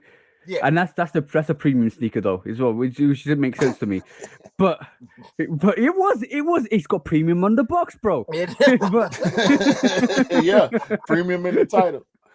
If you check the box out, it says Air Max 1 premium. But let's talk about standard GR box. True. How was the crepe hemps? Were they a special box? No, just general box 165. General box. So basically they put that burlap on the toe, and they said we'll charge you another £10 for that burlap. By the way, this Air Max Scorpion, me and Jenny had the chance to get this a month ago when it released secretly on some websites in Europe and in the UK, and then we've got this release on the 5th of October. The price on this is ridiculous. Was it £270? No, it's about £220. But that's just a Vapor Max with a bit more air pumped into it. And, bro, I don't know what 220. I don't know what this is. I've seen a review on it. From my standpoint, bro, it's a waste. It's a waste of materials. It's a Vapor Max with a bit of 720. With a bit, they've just tried to merge a bit too much together there, haven't they? Yeah. No, I got the perfect name for this. Ankle Breakers 2.0. No, I have to disagree with that part because they did make the base wider, so they learned something from Vapor Max. But still, like it's too much going on, bro. Like this, they made it as wide as because you've got the 720, which is massive. Yeah. And then they've got like a Vapor Max on the top of it. It's just weird. Okay, so now, what's the difference between this high heel Air Max and a disrupt feeler? Why? You know, no. Well. Let's forget about the price. I'm talking about how much hate did the feeler disrupt get when it first came out? Hold on now. Let's not do that now. This does not belong in the same category as a feeler disrupt. It's not that horrible because that shoe is just horrible, bro. To me, Q. Your Nike bias is leaking through your pores. No. That ain't got nothing to do with Nike bias. That's got to do with the fact that I got 20/20 vision. Okay. Yeah, true. I'm gonna say I agree with you. I think if it's way better than the Fila Disrupt. I do like the sneaker. I It get what looks you mean, odd. though. I Yeah, get what you it looks mean, though. odd. Like, I'm gonna say this. I feel this sneaker is very nicely catered to anybody with a height issue. So if you're 5 foot, probably 5'4" or under, this is the perfect sneaker for you because it's gonna add like a couple of, like, probably It's gonna 3-4 make you inches 6 on. foot. Yeah. This this is for people that like Balenciaga Triple S. Yeah. Oh, bro. You know what? This is for people who like the Versace chain reacts. This Yeah, is a Nike agree. equivalent of that.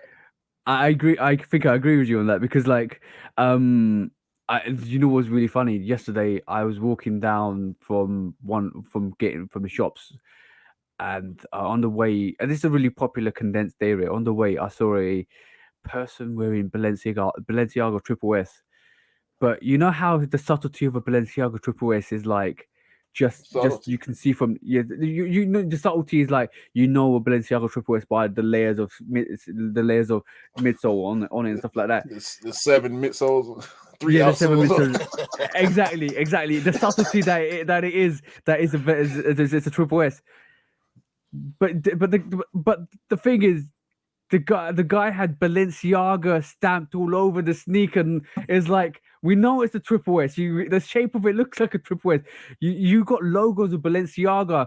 Like, imagine one sneaker, and I literally thought it was fake. I thought it was actually a fufu because it was a Triple S, and it's got Balenciaga on toe, Balenciaga on the side, Balenciaga on the mid side, Balenciaga on the back, Balenciaga on a tongue. I'm talking not even little writing. It said Balenciaga. This is like, I'm an advert for Balenciaga. Come on, go buy some Balenciagas and get this. You know why it's I get called the 50% Triple S? discount.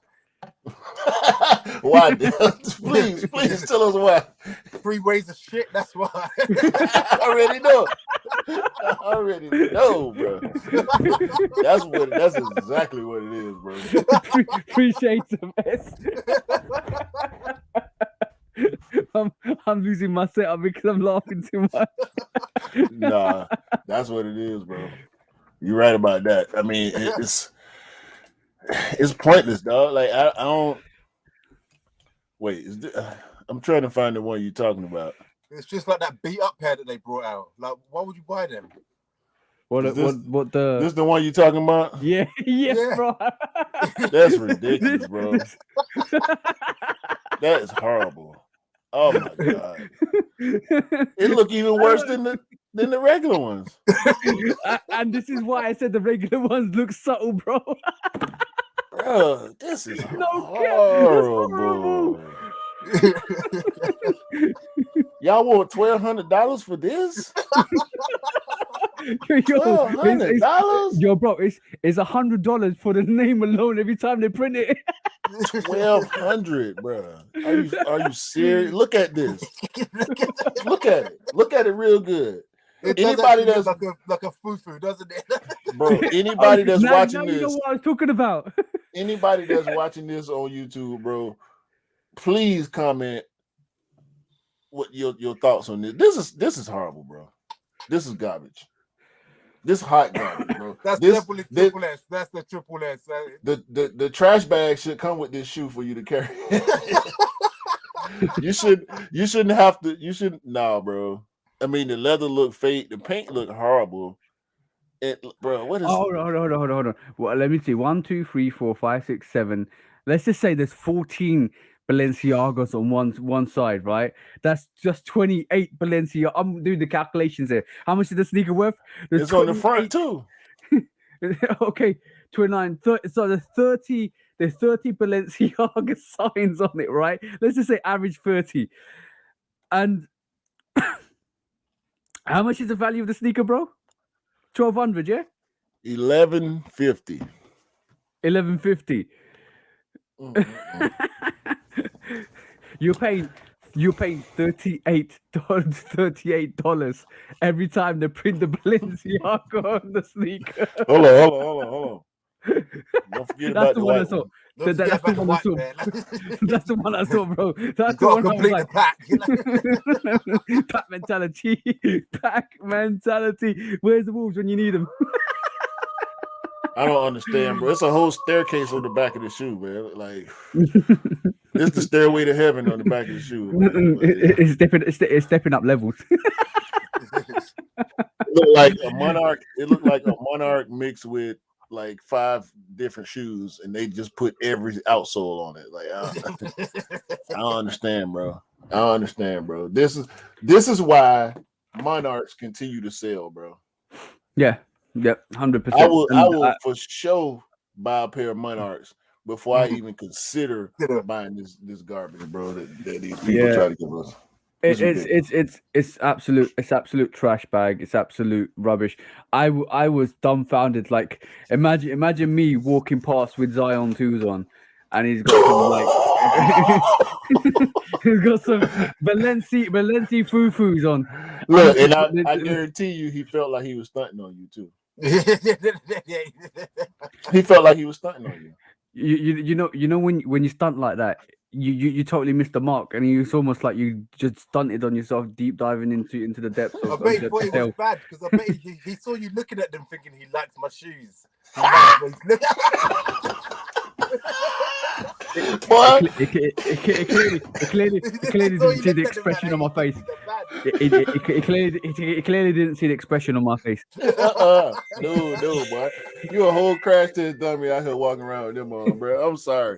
I don't care how much money you got. Yo. You a crash test dummy, bro. Walking around with them on, bro. I'm sorry, dog. I'm sorry. Listen, I know probably a lot of rappers that I listen to, a lot of celebrities that I'm fond of, probably got them. But the thing is, when you see people go on, especially like Full Size Run or sneaker shopping or whatever, when the host asks the guest, "What's your worst purchase?" everybody end up saying a designer brand. Yo, I swear down, this is actually looks like him. Yeah. There you go. This dummy. So what we're saying? What are we saying? Are we saying hype beast designer, hype beast are crash test dummies? Yeah, I think so. Because it's bro. Can't nobody can tell me that's nice. Jesus Christ could walk in this room right now and try to convince me them triple S's look like something. And bro, I'm gonna have to put him on out of here, bro. We can change the subject, man. Let's talk about something else, man. Like, bro, ain't way. I love that the fact this is the concrete jungle. I love the fact that when you go out to the wilderness, you see all types of things. You see the gazelles, you see the lions, you see the tigers, you see the roadkill. Bro, and that definitely is roadkill, bro. Bro, that triple S, it looked like it should be a steel toe work shoe. I wouldn't wear that to work. That's why I got barefoot. Oh my god, bro. That is horrible. I hope I never see those in person. Oh, what are you gonna do when you do see them in person? Because you are gonna see them in person, bro. Because if you live, I was surprised. I did not know they did some this kind of tomfoolery on a Balenciaga Triple S and basically released it to the public. I literally thought this was a knockoff Market Street Balenciaga that came out from like a $50 pre-made UA shop in the marketplace, and somebody thought, yo, I think there's a dope. I'm gonna claim them for real things, and then you realize when you get home and Q shows you this is a real pair, you're like, oh bro, my god. Oh, okay. Bro, I thought the trash bag was a hoax or a troll or something, but I went to the website and there it was. So You could, for the same price, you can get a Union 1. Imagine that. You can get for the same price you can get a Dornbecker 5. yeah. And you imagine that for the same price, you can get a lot of sneakers. You can you could get some really dope sneakers. You can get probably 2 or 3 really dope sneakers. Yeah. Imagine that. You can buy 2 pairs of Chicago's right now. Imagine that you can actually get like 10 pairs of Zion 2s. No, actually, no, it's not 10. I think it's about 7 pairs. But imagine that. Imagine that. I don't have to. Luckily, I don't have to. I ain't chasing that type of status, bro. And I don't understand why that shoe even got the hype that it has. It's just ridiculous, horrible. Yeah. All right, back on you, Del. So, what are you? What was your first Jordan pickup? The Fearless, Patent Fearless. That was my first Jordan 1 pickup. Ooh, yeah, the UNC to try, yeah. Yeah. What the pattern version? This one. Yeah. So, what we doing? What we doing for the rest of the year then? We going Midnight Navy? Nah. What about you, TJ? No. That's my answer. Okay. We already know we all going Chicago, right? Yeah, we want. Yeah. I'm going Chicago. You going Chicago? Your grandma going Chicago? Your auntie, your cousin, your enemies going. Your friends, everybody. In the whole world, even my dead relatives will be having some interaction with those. Everyone's got a sneaker account by the end of this. Yeah. Round of applause. Round of applause for that. Yo, by the way, the Cardinal 7s are £200.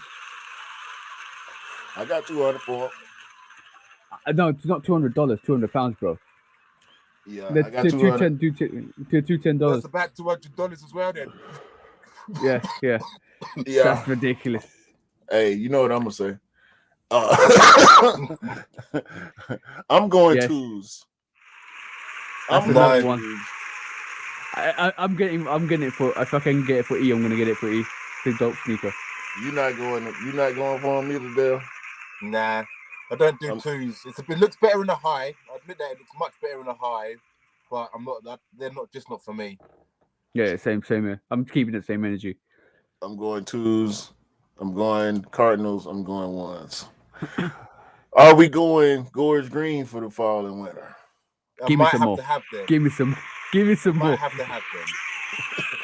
They look real. I got a better one. February time. Yeah, I got a better one. That's that. I love that forest green look on it. It's so dope.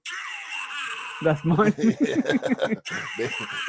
they got a real COJP vibe going on there. Yeah, hopefully the leather is COJP-ish. As long as it's got that Bordeaux leather to it, I'm good. I'm cushy. This is gonna be another dope release. At least Bordeaux level, I can agree with that. What are we doing with the stolen 11s? Nope. No cherries. Okay. No cherry. No, it's not the cherry on the top in this year, bro. This is not the cherry on the top this year. It has to. The cherry on the top this year is the Chicago 1s and 2s.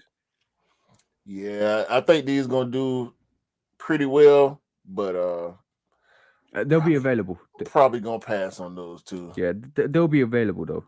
I got breads. I don't need a white and red. Yeah. So I'm cool with the breads. Chicago 1s are definitely shoe of the year this year then. On a lot of people's list, probably. I think so. Yeah, I think definitely. I wouldn't. I can't see putting nothing else over it. What are we doing with the full pony Jordan 1? You've just said what they are. Ponies. Pony. Yeah. Give them to the ponies. I don't know why they did this. No. This don't make no sense to me, bro. And especially, you know what? No. I know. Let's just be real here, bro. It's got the panda colorway to it, so they'll sell out. Yes, exactly. Yo, let's. You know, it's like the painters painting his paintings, making that magnificent painting for the panda, and all of a sudden there's a splash on the floor. It turns into the pony ones. Yeah, Panda turn into the little bit, make it a little bit dark, make that little white grey. They'll sell out. Yeah, It's we panda. give it that give that Georgetown grey, give that pony fur hair. Don't call it a panda. And ironically, we're gonna get we're gonna get OG 85 cut panda Jordan 1. It's not a panda. It's black and I know white. it's not panda. I know it's black and white. Let's not do that. Let's not beat around the bush, bro. We know what the situation everybody is. already calling it panda. Let's not do that, bro. Just call it black and white. Everybody is black and white. The panda is reserved for that dunk low. I don't even like calling the dunk high black and white a panda, but it's a dunk, so I guess everybody go with that too. But I don't like that. I'm gonna say one thing about this sneaker, right? Before you mention it, bro. This is the Jordan 11 Midnight Navy. If that was a little bit lighter and it's a women's exclusive, if that was a little lighter and it's at extended sizes, that's the Derek G11 highs. The material looks lovely. If they did extended sizes on these, I would be in on this. I ain't gonna front. Yeah. I feel this is gonna be very blasphemous, but I feel this is a better version of the Jordan 11 than the Cherry 11s. Yeah, because of that Derek Jeter vibe to it. That's not blasphemous. I mean, I didn't like the Jubilees.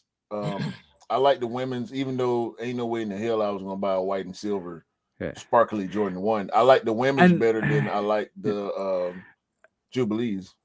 As long as that suede on that toe box that normally when you get the pattern leather is not sparkly like the ones we got, like the 11s we got a couple of years back, like the black 11s. As long as it's not sparkly, as long as it's not like, too effeminate, like in terms of like giving it that feminine touch to the sneaker, right? And I don't know. I know. Understand. Sometimes you have to turn the sneaker a bit more to the other sex rather than make it unisex, because this looks like it's more of a unisex sneaker than it is a women's exclusive, which is good. I like this. I truly do like this sneaker. Just because it gives me that Derek G11 vibe. That's and keep saying that if that suede, if that color wasn't navy and it was a bit more lighter, more rich in blue, to give it that vibe, this would be a no-brainer. But I do like this sneaker. I do like the Jordan 11 Midnight. Is it Midnight Navy? Yeah. Yeah. I believe that's what they're calling it. So when do you reckon Nike are going to stop with the men's exclusives and just do a full size run and everything, Nearly? Well, when I think me and Cam discussed this on the Customs Talk on Instagram, when they changed the bell curve to make it more realistic to women. So basically, the bell curve always is top heavy in the middle average ranges, and it bottoms out evenly to the lower sizes and the higher sizes.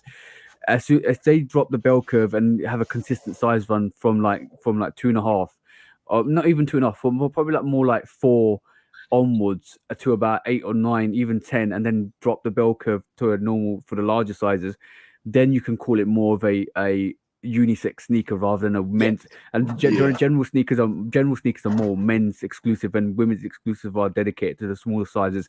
So if you can infuse a regular release for men's release and the women's exclusive release together, merge the bell curves together, merge the charts together, that's the perfect unisex sneaker release. It seems like only collabs are getting extended sizes now too. Yeah. For a while. I don't even. Why? What is this? This is not. No, that looks like a work boot. That looks like a steel toe cup work boot. Yeah, bro. This look like some Walmart Shaq fake Jordan 9s. Yeah. Like this colorway is horrible, bro. Yeah, they should. And then gray lace. Y'all thought gray lace was gonna make it better? Get that out of here. Fire Red 9 is a no-go. Metallic Silver 6. See, I like those. Not for me. Not for me. Not for me. If I didn't have DMPs, I might be in on them.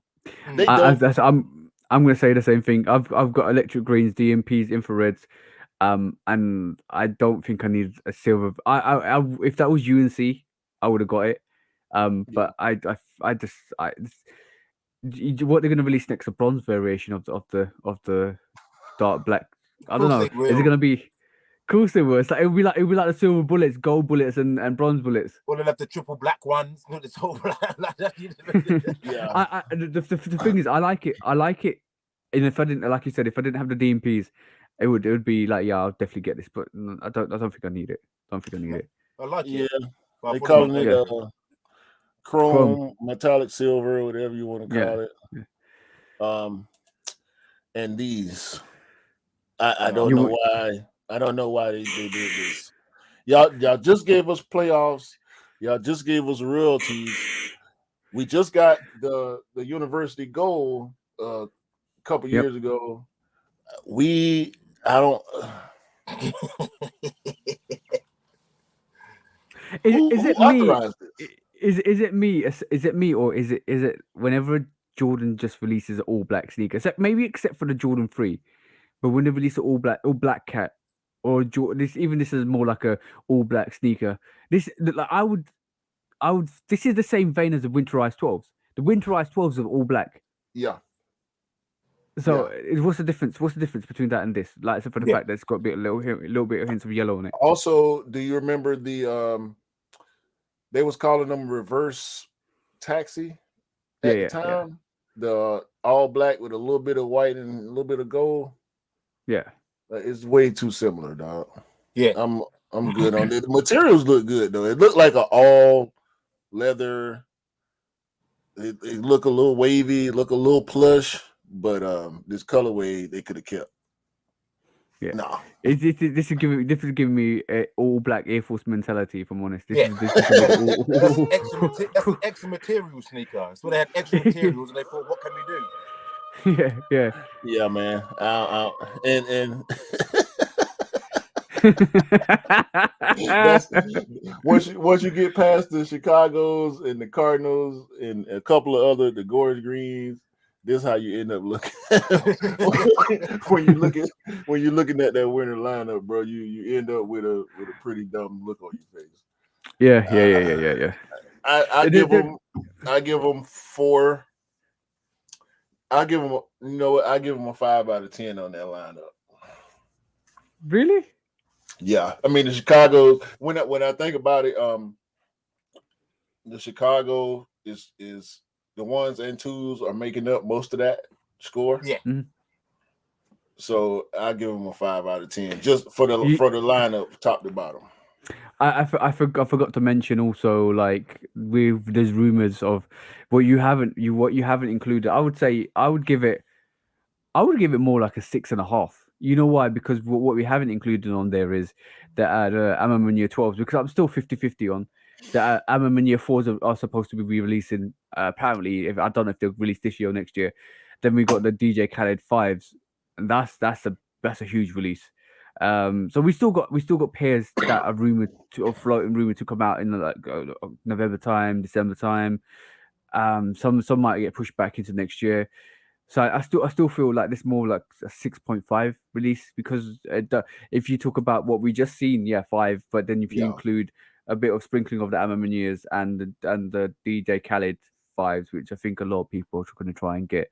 I know all 3 of us will probably end up trying to get those DJ Khaled 5s, especially those peach pairs. Well, so I think that's more that props it up to maybe 6.5. It's definitely the era of collaborations now, then, isn't it? Really. Yep. Definitely. Yeah. It's always the case now. Like, this blame is solely put upon Kanye West and his ridiculous quote of jump over Jumpman, and Jumpman just slapped back, like, just literally imagine a bouncy ball, right? But then the second bounce has got no ending to it because it just keeps dropping. Slap, get back. Get back to where you was. He hasn't returned yet. Okay. So we let's mention one more quick story, and then we mention a big one. And I think this episode we're gonna call Straight for the Neck, because this is a very good segment coming up as well. So I'm gonna share the screen and show you something quickly before we move on to that. And it is this, and me and Dale would probably be a bit more in tune to this subject here, and it's Skepta moving on to Puma. be to Puma. Yo, and like. I'm gonna get your opinion, and I'm gonna basically analyze this from a strategic point of view. Because what do you feel about like Skepta going to Puma? If they're gonna, I reckon he's gone because they've given him more power to do what he wants to do with a shoe. Yeah, he's going to have creative freedom to do whatever he wants to do. That's why he's gone there. That's the main reason. Nike don't give anybody creative freedom, really, do they, on anything? Yeah, and not too much. Not too much. Now look at it from Puma's point of view. They've got Jay-Z heading up the basketball range. They've got Skepta now in tune. They've got Melo Ball with their Melo Ball ones, and basically his basketball sneakers. It's like recruit time. They're building an army in Puma. Yeah, they're building a massive army in Puma. Well, they know that they could overtake Adidas at the end of the day. They ain't they're Nike, sniffing. they could Everybody's sniffing blood. Everybody's sniffing blood at this moment in time. I'm not even joking. Adidas seems like a wounded animal. Like we talk about the concrete jungle. Let's be honest. If it was the concrete jungle, and if we are talking about a jungle, Adidas is bleeding out here. Yeah. Because of the Kanye West situation. And Nike aren't too far behind. Losing Virgil the way that we did. Travis Scott finishing with his Jordan 1s. What's he gonna do? What else can he put a backwards tick on? For fuck's sake! Yo, don't release those Jordan 7s with the ticks. I'm warning you guys. Don't release them. Don't release that with a reverse tick. Don't release that with a reverse tick. J Balvin seems to have lost his head. Yeah. So what Nike, when it comes to collabs, Nike they've not got much to coming up. They've got Amaman, but there's not many more that they can do unless they transform something different. I feel like the Khaled move is a big move. Like in terms of the Khaled move, this is the first time we actually seeing him release a silhouette, a proper silhouette. Except for the fact that he did a We the Best Jordan 3s, and the We the Best Jordan 3s are dope. And I don't like. I'm not going to call them a knockoff. United and the Royal 3s. They're not knockoffs. They stand in their own right, but they're heavily based on those Khaled 3s, and they should have just dropped the Khaled 3s. Like and that would have been the situation over because those Khaled 3s are dope. We the best Khaled 3s, especially the base, especially the blue pair. That is a dope release.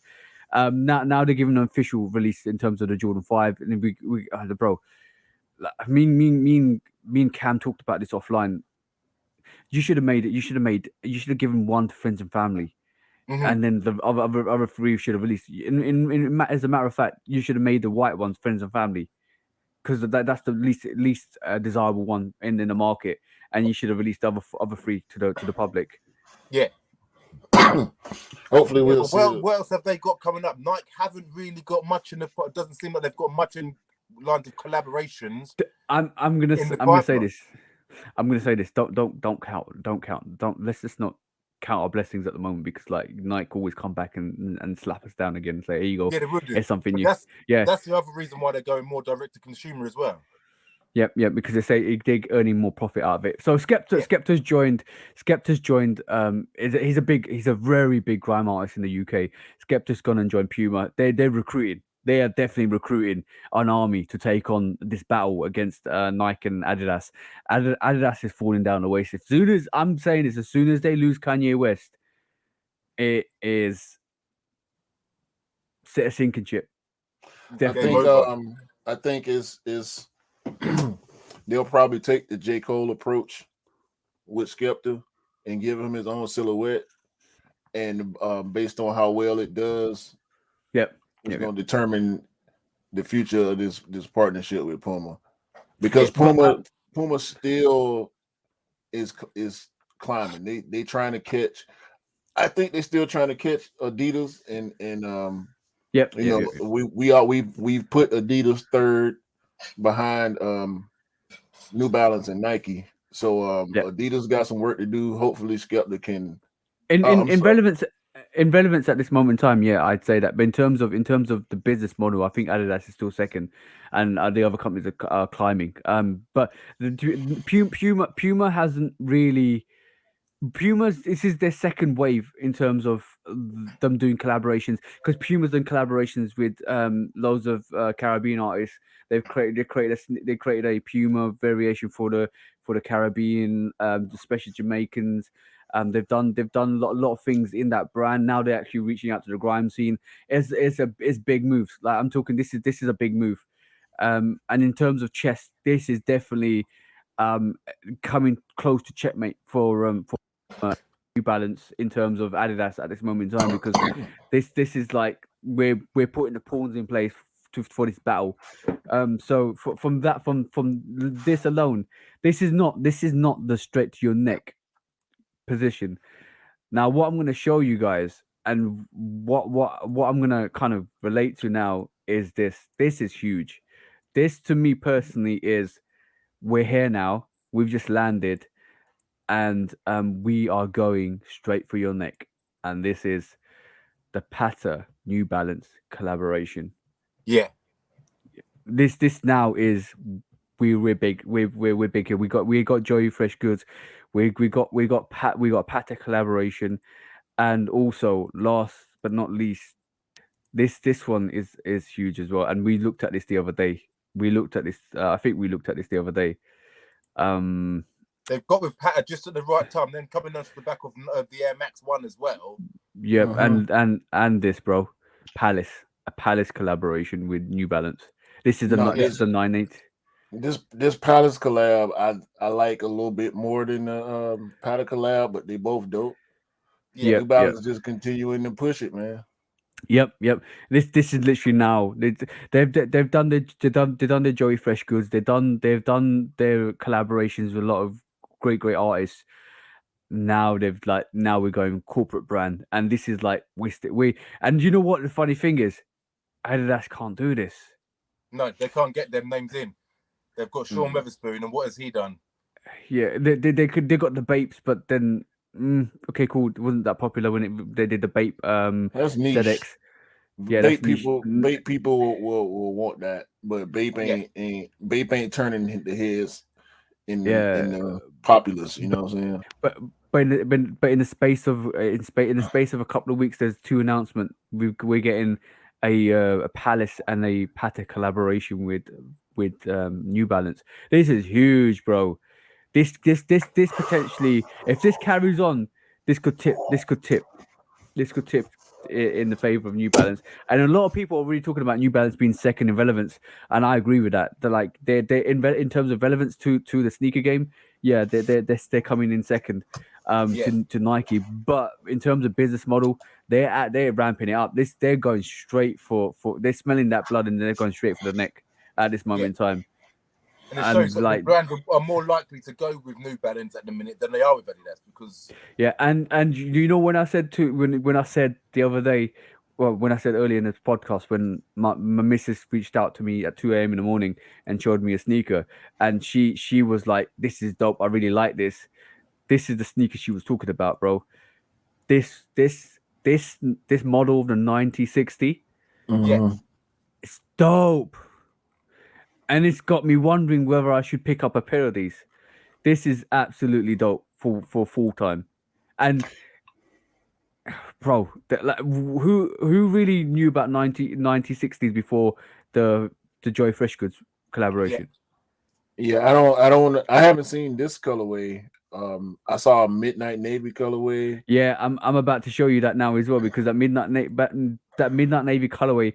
And you know what? I'm starting to get more used to the 9060 back angle, because basically the back angle, as I said, it looked a bit odd. This is what you're talking about, yeah? Yeah, that's dope. That's so dope. That hoof looking back angle, I'm kind of getting used to a bit more. I think this is dope, bro. 100% dope. Like I truly believe the 90. At that, some reason that reminds me of an Hirachi. Yeah. I can see that. I can slightly see that. But bro, that 9060 might be my first. Not the actual colorway. that Joey Freshgood 9060 might be my first New Balance. No word of a lie. I'm the more I see it, it's not because I'm hyped over it. And it's not because I'm coming through to New Balance from a hypebeast angle. I love the Joey Freshgood 9060, and I think it's such a beautiful colorway. And just for that, I'm just trying to pull it up on screen. But I truly believe New Balance are on something, onto something. Like definitely they're on proper smoke at the moment. Yeah. Look at that, bro. Absolutely gorgeous. Yeah, you have me getting into the New Balance shop every time I come down there. Like, come on, let's go in there, let's have a look. I'm just intrigued to see what they got. But like you know what I mean from the back angle. I'm a bit dubious about the back angle because it does look like cow hooves. See what I'm saying? This looks like a shock. Looks like the night shock from the back. Yeah, you're right. But bro, such a gorgeous colorway. I think this might be my first New Balance. If I'm honest, I might actually try and get this by the end of the year. It's such a gorgeous actual sneaker. My personal opinion. Are they sitting or do you have to resell? It's probably a sneaker I probably have to get for resale because it's all sold out. But yeah, I think New Balance is on smoke, bro. They're not even big capping. They've got the shotgun out and they're aiming at Adidas and taking them to the grave. We'll see. They sure enough doing everything they need to do to get there. Yeah, oh bro, collaboration after collaboration, new silhouettes, 580, 9060, 99, 991, 992, 993s, everything, bro. Yeah. They are swinging and hitting home runs nearly every time they release a sneaker. Even like from the 550 to the 650s now. Like what a dope, like I think the 650 is a bit too far for me, but like that basketball range of the 650 it's still dope. I think it's still dope. Yeah. See what I'm saying? Yeah. Straight for the neck, bro. Straight for the neck. New Balance ain't playing. You ain't even seeing the shells. You're seeing the smoke from the shotgun. They didn't hit you already. Yeah, that's how shocked you are at the moment. You waiting on them to aim. They didn't fire it from the hip and hit you already. You don't even know it. Yeah. But yeah, it's very interesting. Puma gearing up. New Balance are already geared up and smashing it out. I'm worried for Adidas, bro. I'm worried for the three stripes. Very much so. That's it, because Kanye's gone. He's basically gone already. What are they going to do? Because that's half their market there. They take the laces off the minivan. We know what they're gonna do. Take the laces off the minivan.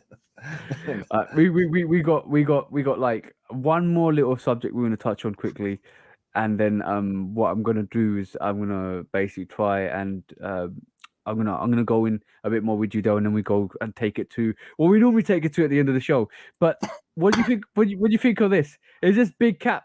Is this the Carhartt Eminem Nike SBs, bro? Believe it when I see it. Yeah, there you go. There you go. I think this is a thing, and I think this is always going to be a thing. What Eminem does goes to Nike, includes Carhartt, and makes it friends and family, and says thank you for the pairs. Gets his pairs and then does Yeah. When's okay? But you know what? When's the last time Nike released an Eminem sneaker? The twos. Yeah. So just get his pairs the same way he did with the ones for the Super Bowl last year. Yeah, the frees were dope. The frees were dope. Yeah, the personalized touch, the 5A frees were dope. But they're definitely dope. Like I'm gonna say this. Like I'm gonna turn the switch and play devil's advocate because we just talked about Nike haven't got much coming up from artists, and if anyhow they do the Eminem collaboration and release it to the public, we just been slapped back down to earth, just like Adidas. Is he still relevant to get the hype? I think it's gonna be huge, bro. I do like think about how just based on the Eminem 4s, just based on all the sneak the Eminem 3 5 and 3s we saw last year, and it's ironic. It's really ironic that we see Eminem with the 3s, and instantly everybody's loving them But crazily. was that more of the older heads rather than youngers? I think it's the older heads as well. Yeah. I think it's So more the older heads. will it generate the hype like a Travis Scott did? Because that's across the board. I think it's a niche, but if they market it correctly, I think they I think they will kind of hit this out the park. I'm gonna bring a pair of sneakers that I think, if it coincides with a new album coming out for him or something, then it might hit a bit further. Yeah, I'm gonna say this. Remember when Godzilla released, right? And the what the 4s were sitting, and then everybody saw the Eminem wearing what the 4s, and then they kind of sold out, and now they're hitting like 400, 500, like 400 minimum. Yeah, this is the what the 4s is a great indication of what might happen if Eminem drops a collaboration. Like I truly believe, even though he hasn't got the relevance, and well, even though he's quite still popular in the music industry, because he hasn't done a collaboration with Nike, and everybody loves the friends and family pairs, it's gonna be a situation, bro. I truly believe it's gonna be a situation. So they're playing devil's advocate. If they do release an Eminem collaboration, then yeah, they've got Khaled and Eminem and Travis, and then you're like counting numbers of like Eminem unions, Patters. It's like, oh shit. It's welcome to the night collaboration party. Yeah. Especially if they're slapping that with Carhartt and SB as well, that makes it a bigger collaboration as well, doesn't it? Really? Exactly. So for me, from my perspective, I still think this is going to be either a very limited sneaker release or a friends and family pair. And ironically, didn't they re-retro the Eminem 4s for him again because he wanted pairs, because obviously for his friends and family again. Like, was it 2019 when they did that? And there was rumor that they might drop the Eminem 4s, and all of a sudden it was just like either a raffle or a friends and family limited release again, because he needed some pairs again. This friends and family stuff, bro. I just wish we didn't see it. Nah, because we're the ones paying for their stuff. They should honor us. Where's my players? Right. Yo, I wish we didn't see it until after the fact, like finding out about, even with the Khaled 5s. I mean, it turned out we will get a release of the Khaled 5s, but every time I see something like this, bro, I just have the "I'll believe it when I see it" mentality. Yeah. You said that on countless times as well, but and sometimes you've just come back. You've been right. And sometimes you're like, oh shit, I was wrong. And this is I was wrong about the airships. The I'm my ear airship. I was wrong about the Khaled 5s, but most on the Khaled 5s, are we getting all the colorways, or are the good color, the best colorways, friends and family? We're supposed to get 2 colorways. That's the latest. The peach and the white. Yeah. So we'll see. I mean, right. But by the way, talking about friends and family, right? Cam was utterly. By the way, shout out to the bro Cam. Shout out to Love Kicks. Love for Kicks. By the way, he shared this with me the other day. He's like, "Isn't it a pity that this is a friends and family pair? Like the Jordan 1 low is a friends and family pair. The Rui Hachimura Jordan 1 Crane PEs, like sheesh." Yo, damn, Rui been putting out some heat, man. Yeah. But between him and Zion, they need to do more with retros. Yep. Giving Rui the 8 and giving Zion the 1 low, like they really need to do more with retros for real. Yo, with these NBA players, because they come. It seems like sometimes they come up with better ideas than the artists and the brands do. You know what? You know what's really dope with that? The 36 dope, but one is a friends and family. It's not coming out to the public. The fact that it touches his heritage as well, is so He always dope. do that. Such a yeah. By the way, And they just played Washington and Golden State just played 2 games in Japan, and Rui was going off, bro. yeah, He back 100%, bro. Rui Hachimura is gonna be a problem in the NBA this year if he stays healthy. have you seen Zion, bro? Zion's gonna be a problem as well this year. Yo, yo. I'm gonna say this. I'm gonna say this. I've got the Jordan 8 Rui Hachimura, and it's one of the best sneaker releases this year, hands down for me personally. Such a dope sneaker, such a dope collaboration. Well, signature sneaker for Rui. And this comes back into it as well. This Jordan 1 and Jordan 36. But when we talking about Zion Jordan 1 low, Voodoo, yeah. Oh, bro. How dope is that sneaker? How dope is this sneaker, bro? Like, I can't fathom like the fact that they got the Zion 2 and then they just converted it into the Jordan 1 low. Oh, damn. I think they made slap me with a stick and call me stupid, bro. Zion requested a pair and leaked it on purpose, and then they went into full production. I don't think it's gonna be a lot of parodies either. No, there's not. And like, let's just be honest, that is a dope gum, bro. Everybody that loves the gum soles, you got gum sole Jordan 1s. That's gonna be a problem.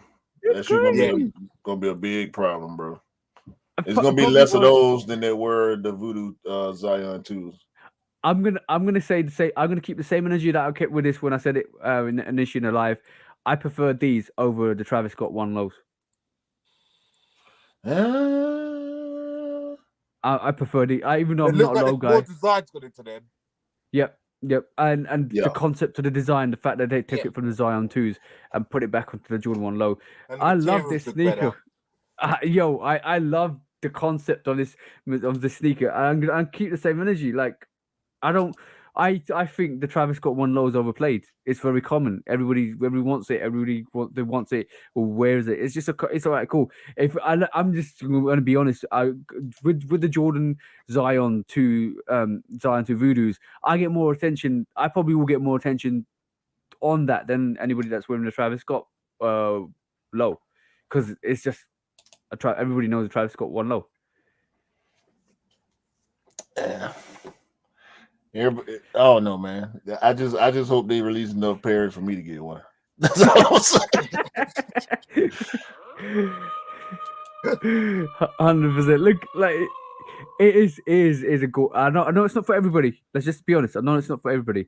If you respect the sneaker and understand the design concept and where it came from, and it's a very New Orleans dedicated sneaker. Definitely. Yeah, it's lovely. I won't get it because it's a low, but it's really nice. Yeah. I think it's fantastic. I just think it's absolutely fantastic. It's great release. Definitely great release. But yes, it's bro. It's nearly that time. It's definitely nearly that time. Let's do it. Let's do it. When resale is too high. Damn resellers. Order. When hype beats go too far. These damn hype beasts. Order in the court. Order. When the back door opens. Guilty. It's time for order in the court. The sneaker court of public opinion.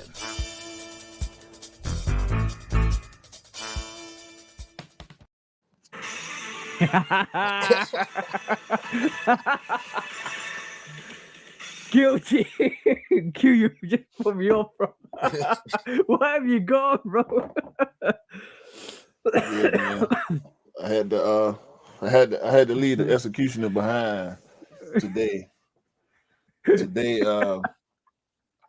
somebody might get pimp slapped or cut. What have you? Oh no, I just totally missed that. What did you pull up, bro? I got my blade here. Somebody might get cut. I literally thought you was gonna bring out like a one of those like leather gloves. No, I ain't got no leather glove, but I will cut you.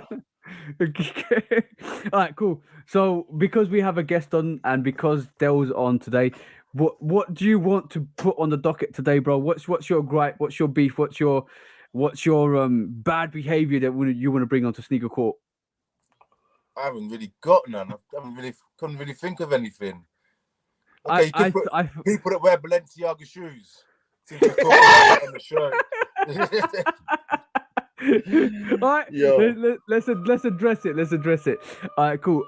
We've just seen the Balenciaga Triple S branded variation that costs $38 per Balenciaga logo. So that going for 1150. Are we like?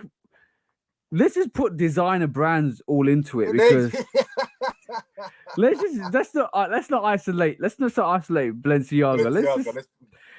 Let's put everybody in that bracket.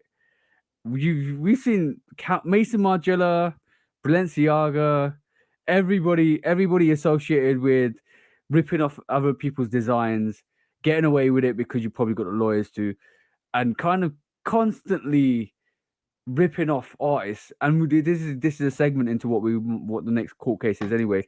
Rip it into segments and then just saying we can do it because we want to do it, and then basically release it to the public for overvalued price.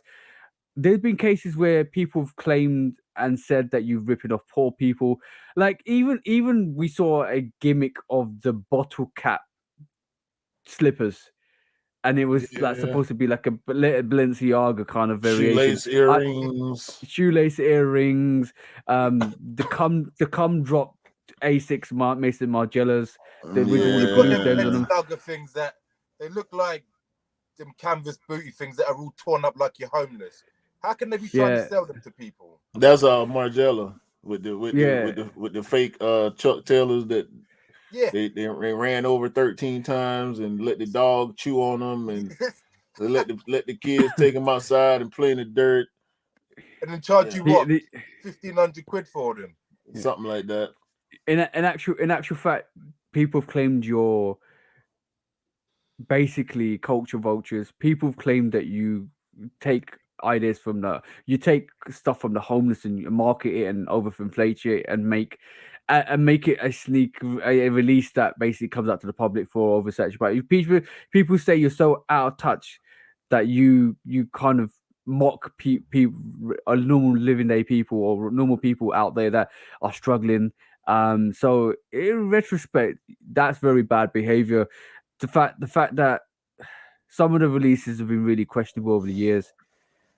The fact that you release what you want and you don't give a real interest of anybody because you think you can just kind of market anything and anybody will buy it. And it's not looking good for you guys because they've got no style and no substance. There's nothing there really.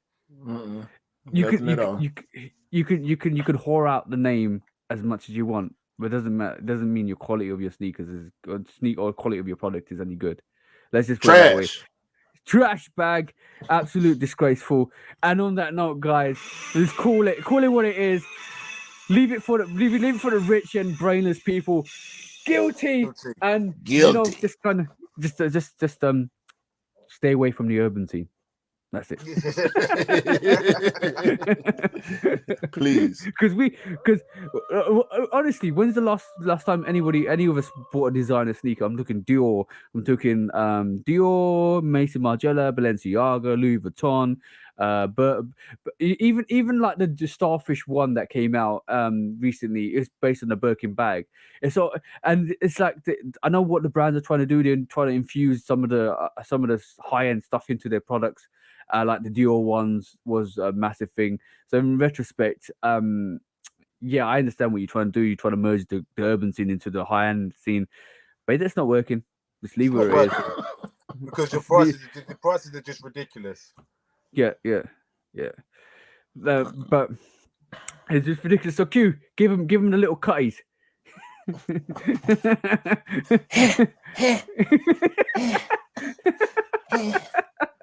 Sucker. You just got pimp slapped. Jive ass brands. Y'all keep that shit over there. Man. Right. Next one. I don't like to do this, but I have to do this. I have to.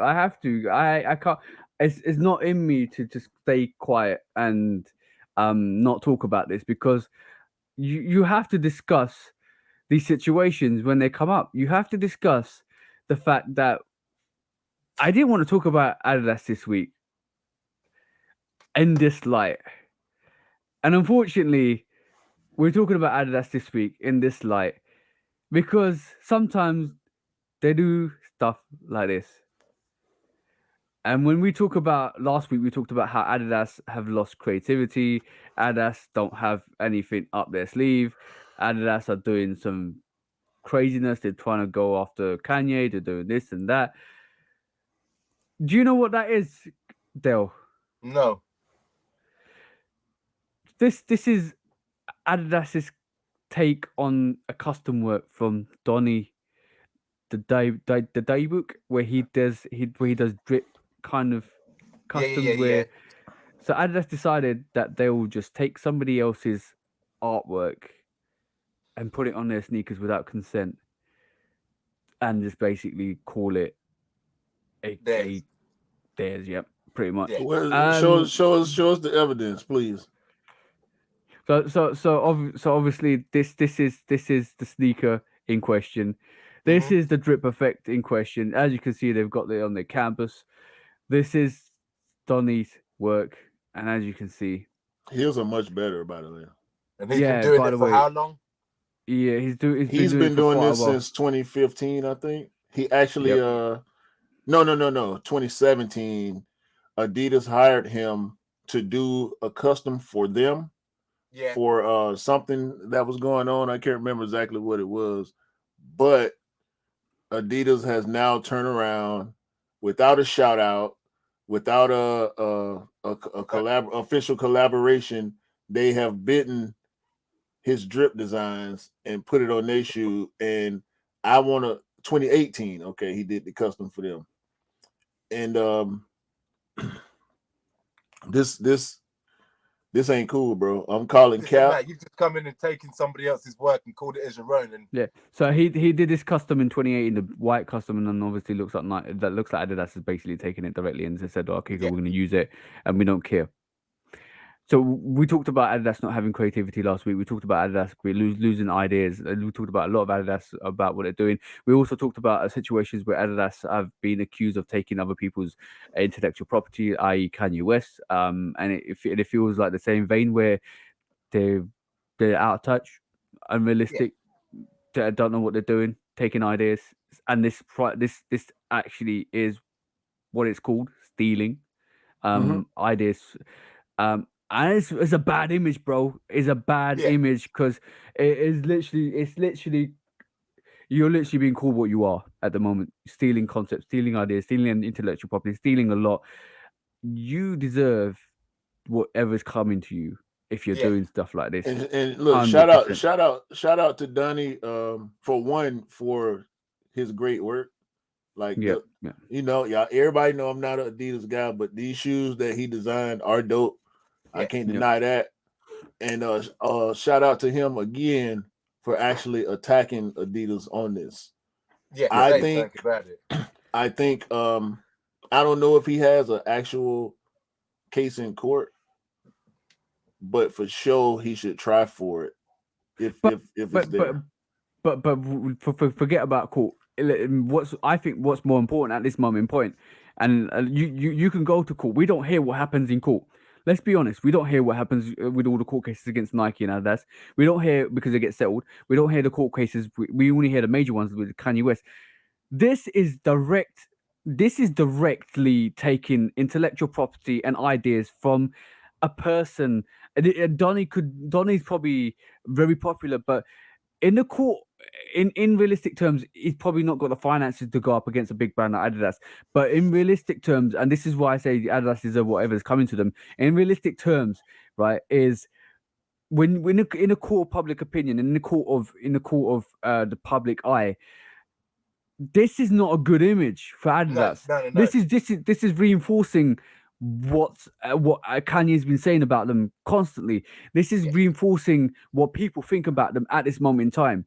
Very backwards, very uninventive, very not with the realistic times, very not in touch with the sneaker culture. This is really bad for them. This is really bad for them. This will deter people from wanting to work with them as well, because they're just think they're still their ideas too. They're Yes, shooting sir. themselves in their foot. Yes, sir. Yeah. Absolutely. I wouldn't listen if you're coming from the bottom and you got a lot to gain from the situation, people going to jump on it. But I think this closes the window of who they can work with, who is going to be willing, somebody that's already popular and somebody that's already making noise on their own will probably be less likely to work with them because of this situation. And like we talked about how Kanye is a pioneer of being the first person to do it, and like so it's this is why I say it's good that situation Kanye is highlighted for anybody that's trying to work with big brands, that's trying to work with a Nike or a Adidas or a Puma or a New Balance or any other company out there, even Reebok. If you try AK, even smaller companies, if you're trying to work with them, make sure your contract's correct. Make sure you got all the I's dotted and the T's crossed and big, because it's going to be that situation where you need to make sure your property is not ripped off by these big brands or by these brands, because they will look to, like, let's be honest. We know the situation with like if you're a young artist coming through and your big break is Nike, they are going to try and sign you to a contract where they can use your intellectual wisdom and property, like they've done. Like, let's be honest, they've done it with Virgil. Like some of the stuff with Virgil is migrated across to different silhouettes, and some of the stuff that they've done with Unions migrated. Some of the stuff that they've done with Amamini is migrated. So like you could understand that, but it's all down in the details and contract. Sometimes you need that big break. Sometimes you need to know you got your foot through the door. But from a brand's sake, Donny, this in 2018, this might have been Donny's big break. Yeah. Now 4 years later, you're ripping off his designs. Yeah. And that's not totally on. And the thing is, if you had consent, if they had the consent to do it, then that would have been fine. That'd have been fine. You went behind his back and did this bullshit. It's not even as good. You would have been better off giving him a contract and getting him in.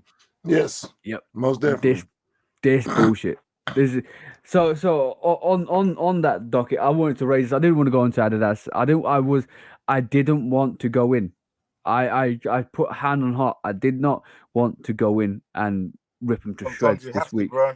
Sometimes you got to. I know Marcel's going to be upset because Marcel's coming on next week, which is going to be great because we're going to have that discussion with Adidas about Adidas. But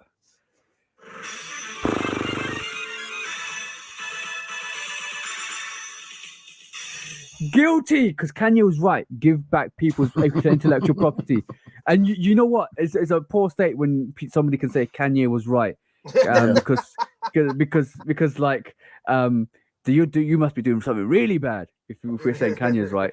So, and no knock to Kanye, because at the end of the day, we want to see all the big artists and all the people win. Even like sitting here, bro. I want to see everybody win. I don't care if it's Nike or Adidas or something like that. I want them to do the right thing, to win the right way. Getting ripped off. That's what you don't want to see. No matter who it is, how big you are, how small you are. You don't want to see anybody. Exactly. See, the bottom of this gavel will hit your head if you don't do it right. Yeah, man. Like what they doing, bro? I mean, based on everything Kanye said, this making Kanye look more and more good. Right about them. Yeah, yes. he looking real good, especially in the eyes of the public. I mean, from what he said initially about the athlete slides to the Quake and now this, like, That bro, will only do if it goes to court. That will only do in favors in court because that shows precedent that they've done it before. Yeah. exactly. And you I think know, the only thing that might mess Donnie up is the fact that he did the designs on Adidas shoes. yeah. Now he purchased them, so technically they're his property. The shoe itself is his property, but the designs come from Adidas, so they might try to trip him up with something like that.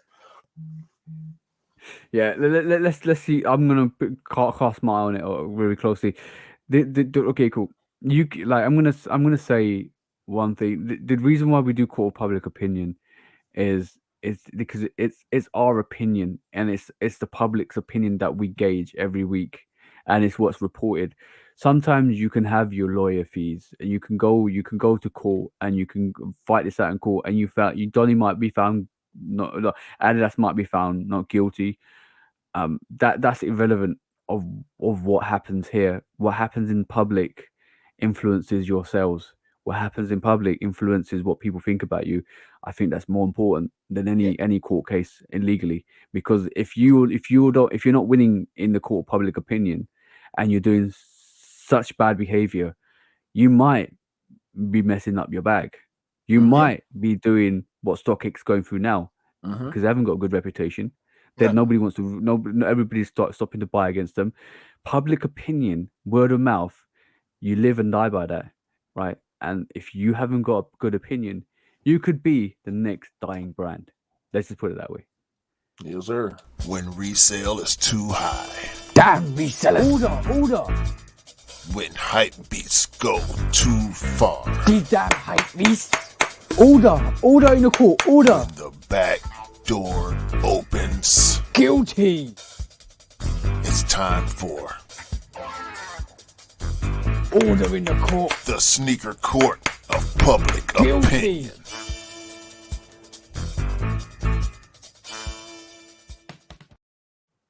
Oh, by the way, I just want to say shout out to UQ for that intro, like that sneaker court intro. Because every time I play that now, and my missus hears it, she always stops and listens to it, and she goes, "That's so good." I was like, "Yo, yeah, that's Q. That's Q's invention." Because like Q had me recording all the little guilty and stuff, all in the court, and he pulled that together. It's so good. Like I love that intro. Is one of the best intros that she's heard in a while, and I love that. And bro, this is me throwing praise your way because that's awesome. That intro is absolutely good, like absolutely brilliant. I appreciate it, man. Just trying to add value, you know, with my creative stylings. Creative flair. Two little subjects we're going to carry today, and in terms of everything you need to know about Adidas. So, a little bit of a fact for today. Adidas trademark isn't even theirs. So basically, when we talk about stealing, not talking about stealing, when we talk about intellectual property, Adidas actually bought their three stripes trademark from Kahu's three stripes. Adidas bought that trademark from Kahu for about 1,600 euros and a bottle of good whiskey back in the day. So realistically, they didn't even not even They didn't even create their own logo. That's what you need to know, guys. That's all you need to know. But last subject, and we always do this when we get a guest in. Lose, choose, dump, bro. And we always do this when a guest comes in because basically we like to get the flair of the guests. And this is not the reason why this created this way, because we go into sometimes touching bits and pieces with the guests and talking about their background, but also infusing the subject matters. And this is not because we're not going to get you on only once. We're going to try and get you on more and more. And people, the more you come on, the more people are going to learn about you. And it's like into this episode's like an introduction to Dell today. So like people know you, people know what you're about, and then when you come on more and more, we get to know you. But today, last subject: lose, choose, or dump, bro. So now you got three choices. You're either going to lose it, which means you lose it for yourself, but everybody else gets it. You're going to choose it, means everybody gets it, including yourself, or you're going to dump it out of existence. And we always say 3 choices when it's a new guest, and it is OGs, hype, or retros. No, not retros, GRs. Sorry, GRs. GRs. So what you're losing, what you're choosing, what you're dumping. I'm choosing OGs. Yes, sir. Yes, you Yes, sir. already know. You already know. Yeah. I'm losing. Was it hype? I'm losing the hype. Yeah. I'm keeping You know GRs. what's really GRs, and you're choosing OGs. You're losing hype. You're dumping GRs. Yeah. Okay, cool. So you're giving hype sneakers to everybody else except for yourself, and you're dumping just GRs. So in terms of GRs, we're talking about what we're talking about GRs, bro. Anything outside like an OG sneaker. We're talking just non-OG colorways that aren't collabs. That's Lightning that's what Force. a GR is. Lightning Force, bro. Lightnings, shatter backboards, court purples. There's a lot of, you dumped a lot of UNC 4s, like I mean Tokyo 23, Shanghai. You literally trying to change Dale's opinion, aren't you? No, he already said it. It's hypothetical, bro. Like, lose, choose, or dump. It's a gauge. We already pretty much know where you are, Dale. Like when it comes to most of us, we all choose OGs. No matter what we lose or dump, the choice is always OGs. OG. And it always makes me and TJ happy. For the majority of the guests, I can't remember. I think it might have been no, it was Miller. It was Miller that chose different.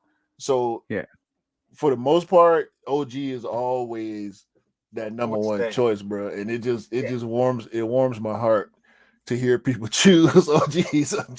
And the reason why Mr. Miller didn't choose OGs is because he's run through all the OGs already, so he wants to see something, and he's been in the game so long that it's like once you've seen a couple of variations of Chicago ones, you're like, okay, cool. I don't need another Chicago one. Well, especially Cam if you does, got them. Yeah, especially if you got them. But Cam doesn't. Cam always picks up OGs. Cam can't have enough Chicago ones. Or bread ones. Yeah. So from that perspective, it's good. But the thing is, our opinion on me and Q's opinion on it is that's where it started. Without an OG, you will not without get you don't get hype. There's no hype without OGs. Mm-mm. And the best analogy is if you don't know the alphabet, you can't learn the language. Exactly. You gotta know where it started. Exactly. You got to go to first principles to actually understand it. So, that's actually quite a good chat. I like that. I like that choice, to be honest. Yeah, man. I mean, Shoe Dogs Unite, inform Shoe Botron, man. What the hell did you just say? Voltron, like the Shoe Dog.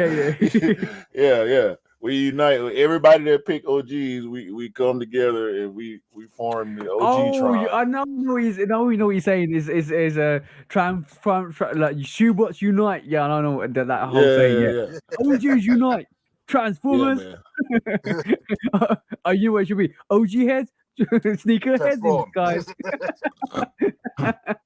Yeah, man. So look, this episode, we covered a lot of ground, bro. We learned some things about Dale. I know I learned a lot, especially when it comes to the socks, man. That's your thing. Like that's the one thing when I see your post and when I see that sock, I ain't even got to look at the name. I know it's Dale. You know what I'm saying?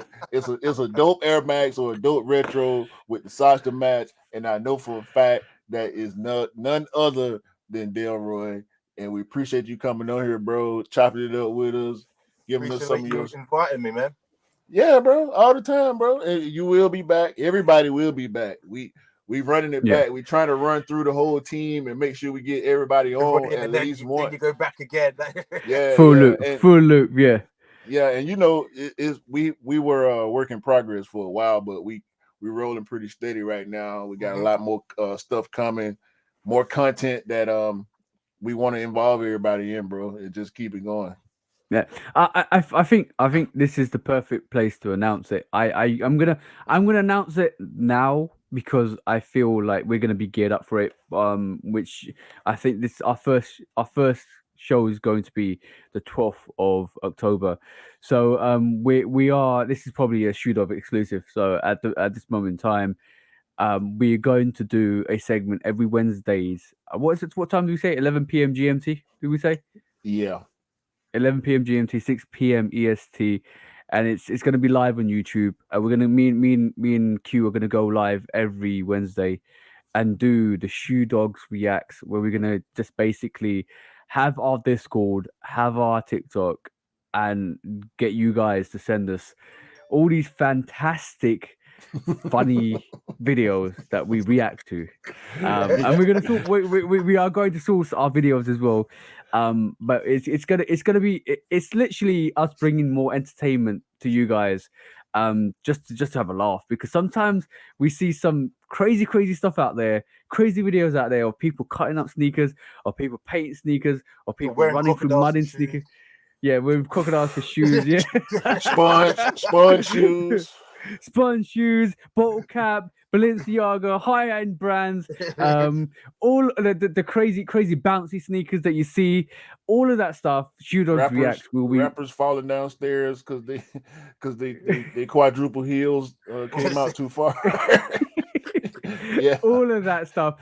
We on Instagram we'll put our. I'm gonna put the Reddit and the disc and the Reddit and the what do you call it TikTok. So you guys, so you guys can send us all the funny clips you want. We will just react to them. It's more of an engagement with you guys, so that's why we're gonna do it live. I don't think a lot of people do it live; they just pre-record them, but it's always fun. It's gonna be like a 20-minute to 30-minute segment. We're just gonna go in and just look at some of the funny clips for the week, and just react with you guys. And we're just trying to bring some more entertainment with you to you guys, because it's gonna be fun. It's all about having fun and engaging you guys on the way. So simple as. Yes, sir. Oh no! Do you want to count us down, bro, and then just call it the 37th podcast called Straight to the Neck. Yeah. So for TJ, like TJ always say, and for Dale, we hope everybody have great day, great month. Rock out the end of this year, and hopefully, when you get your got 'em signs, Nike sends you the appropriate sneaker. Okay. So until next time, man. Shoe Dogs. Episode 37, Shoe Dog Podcast. We out here. Shoe Dogs, mount up.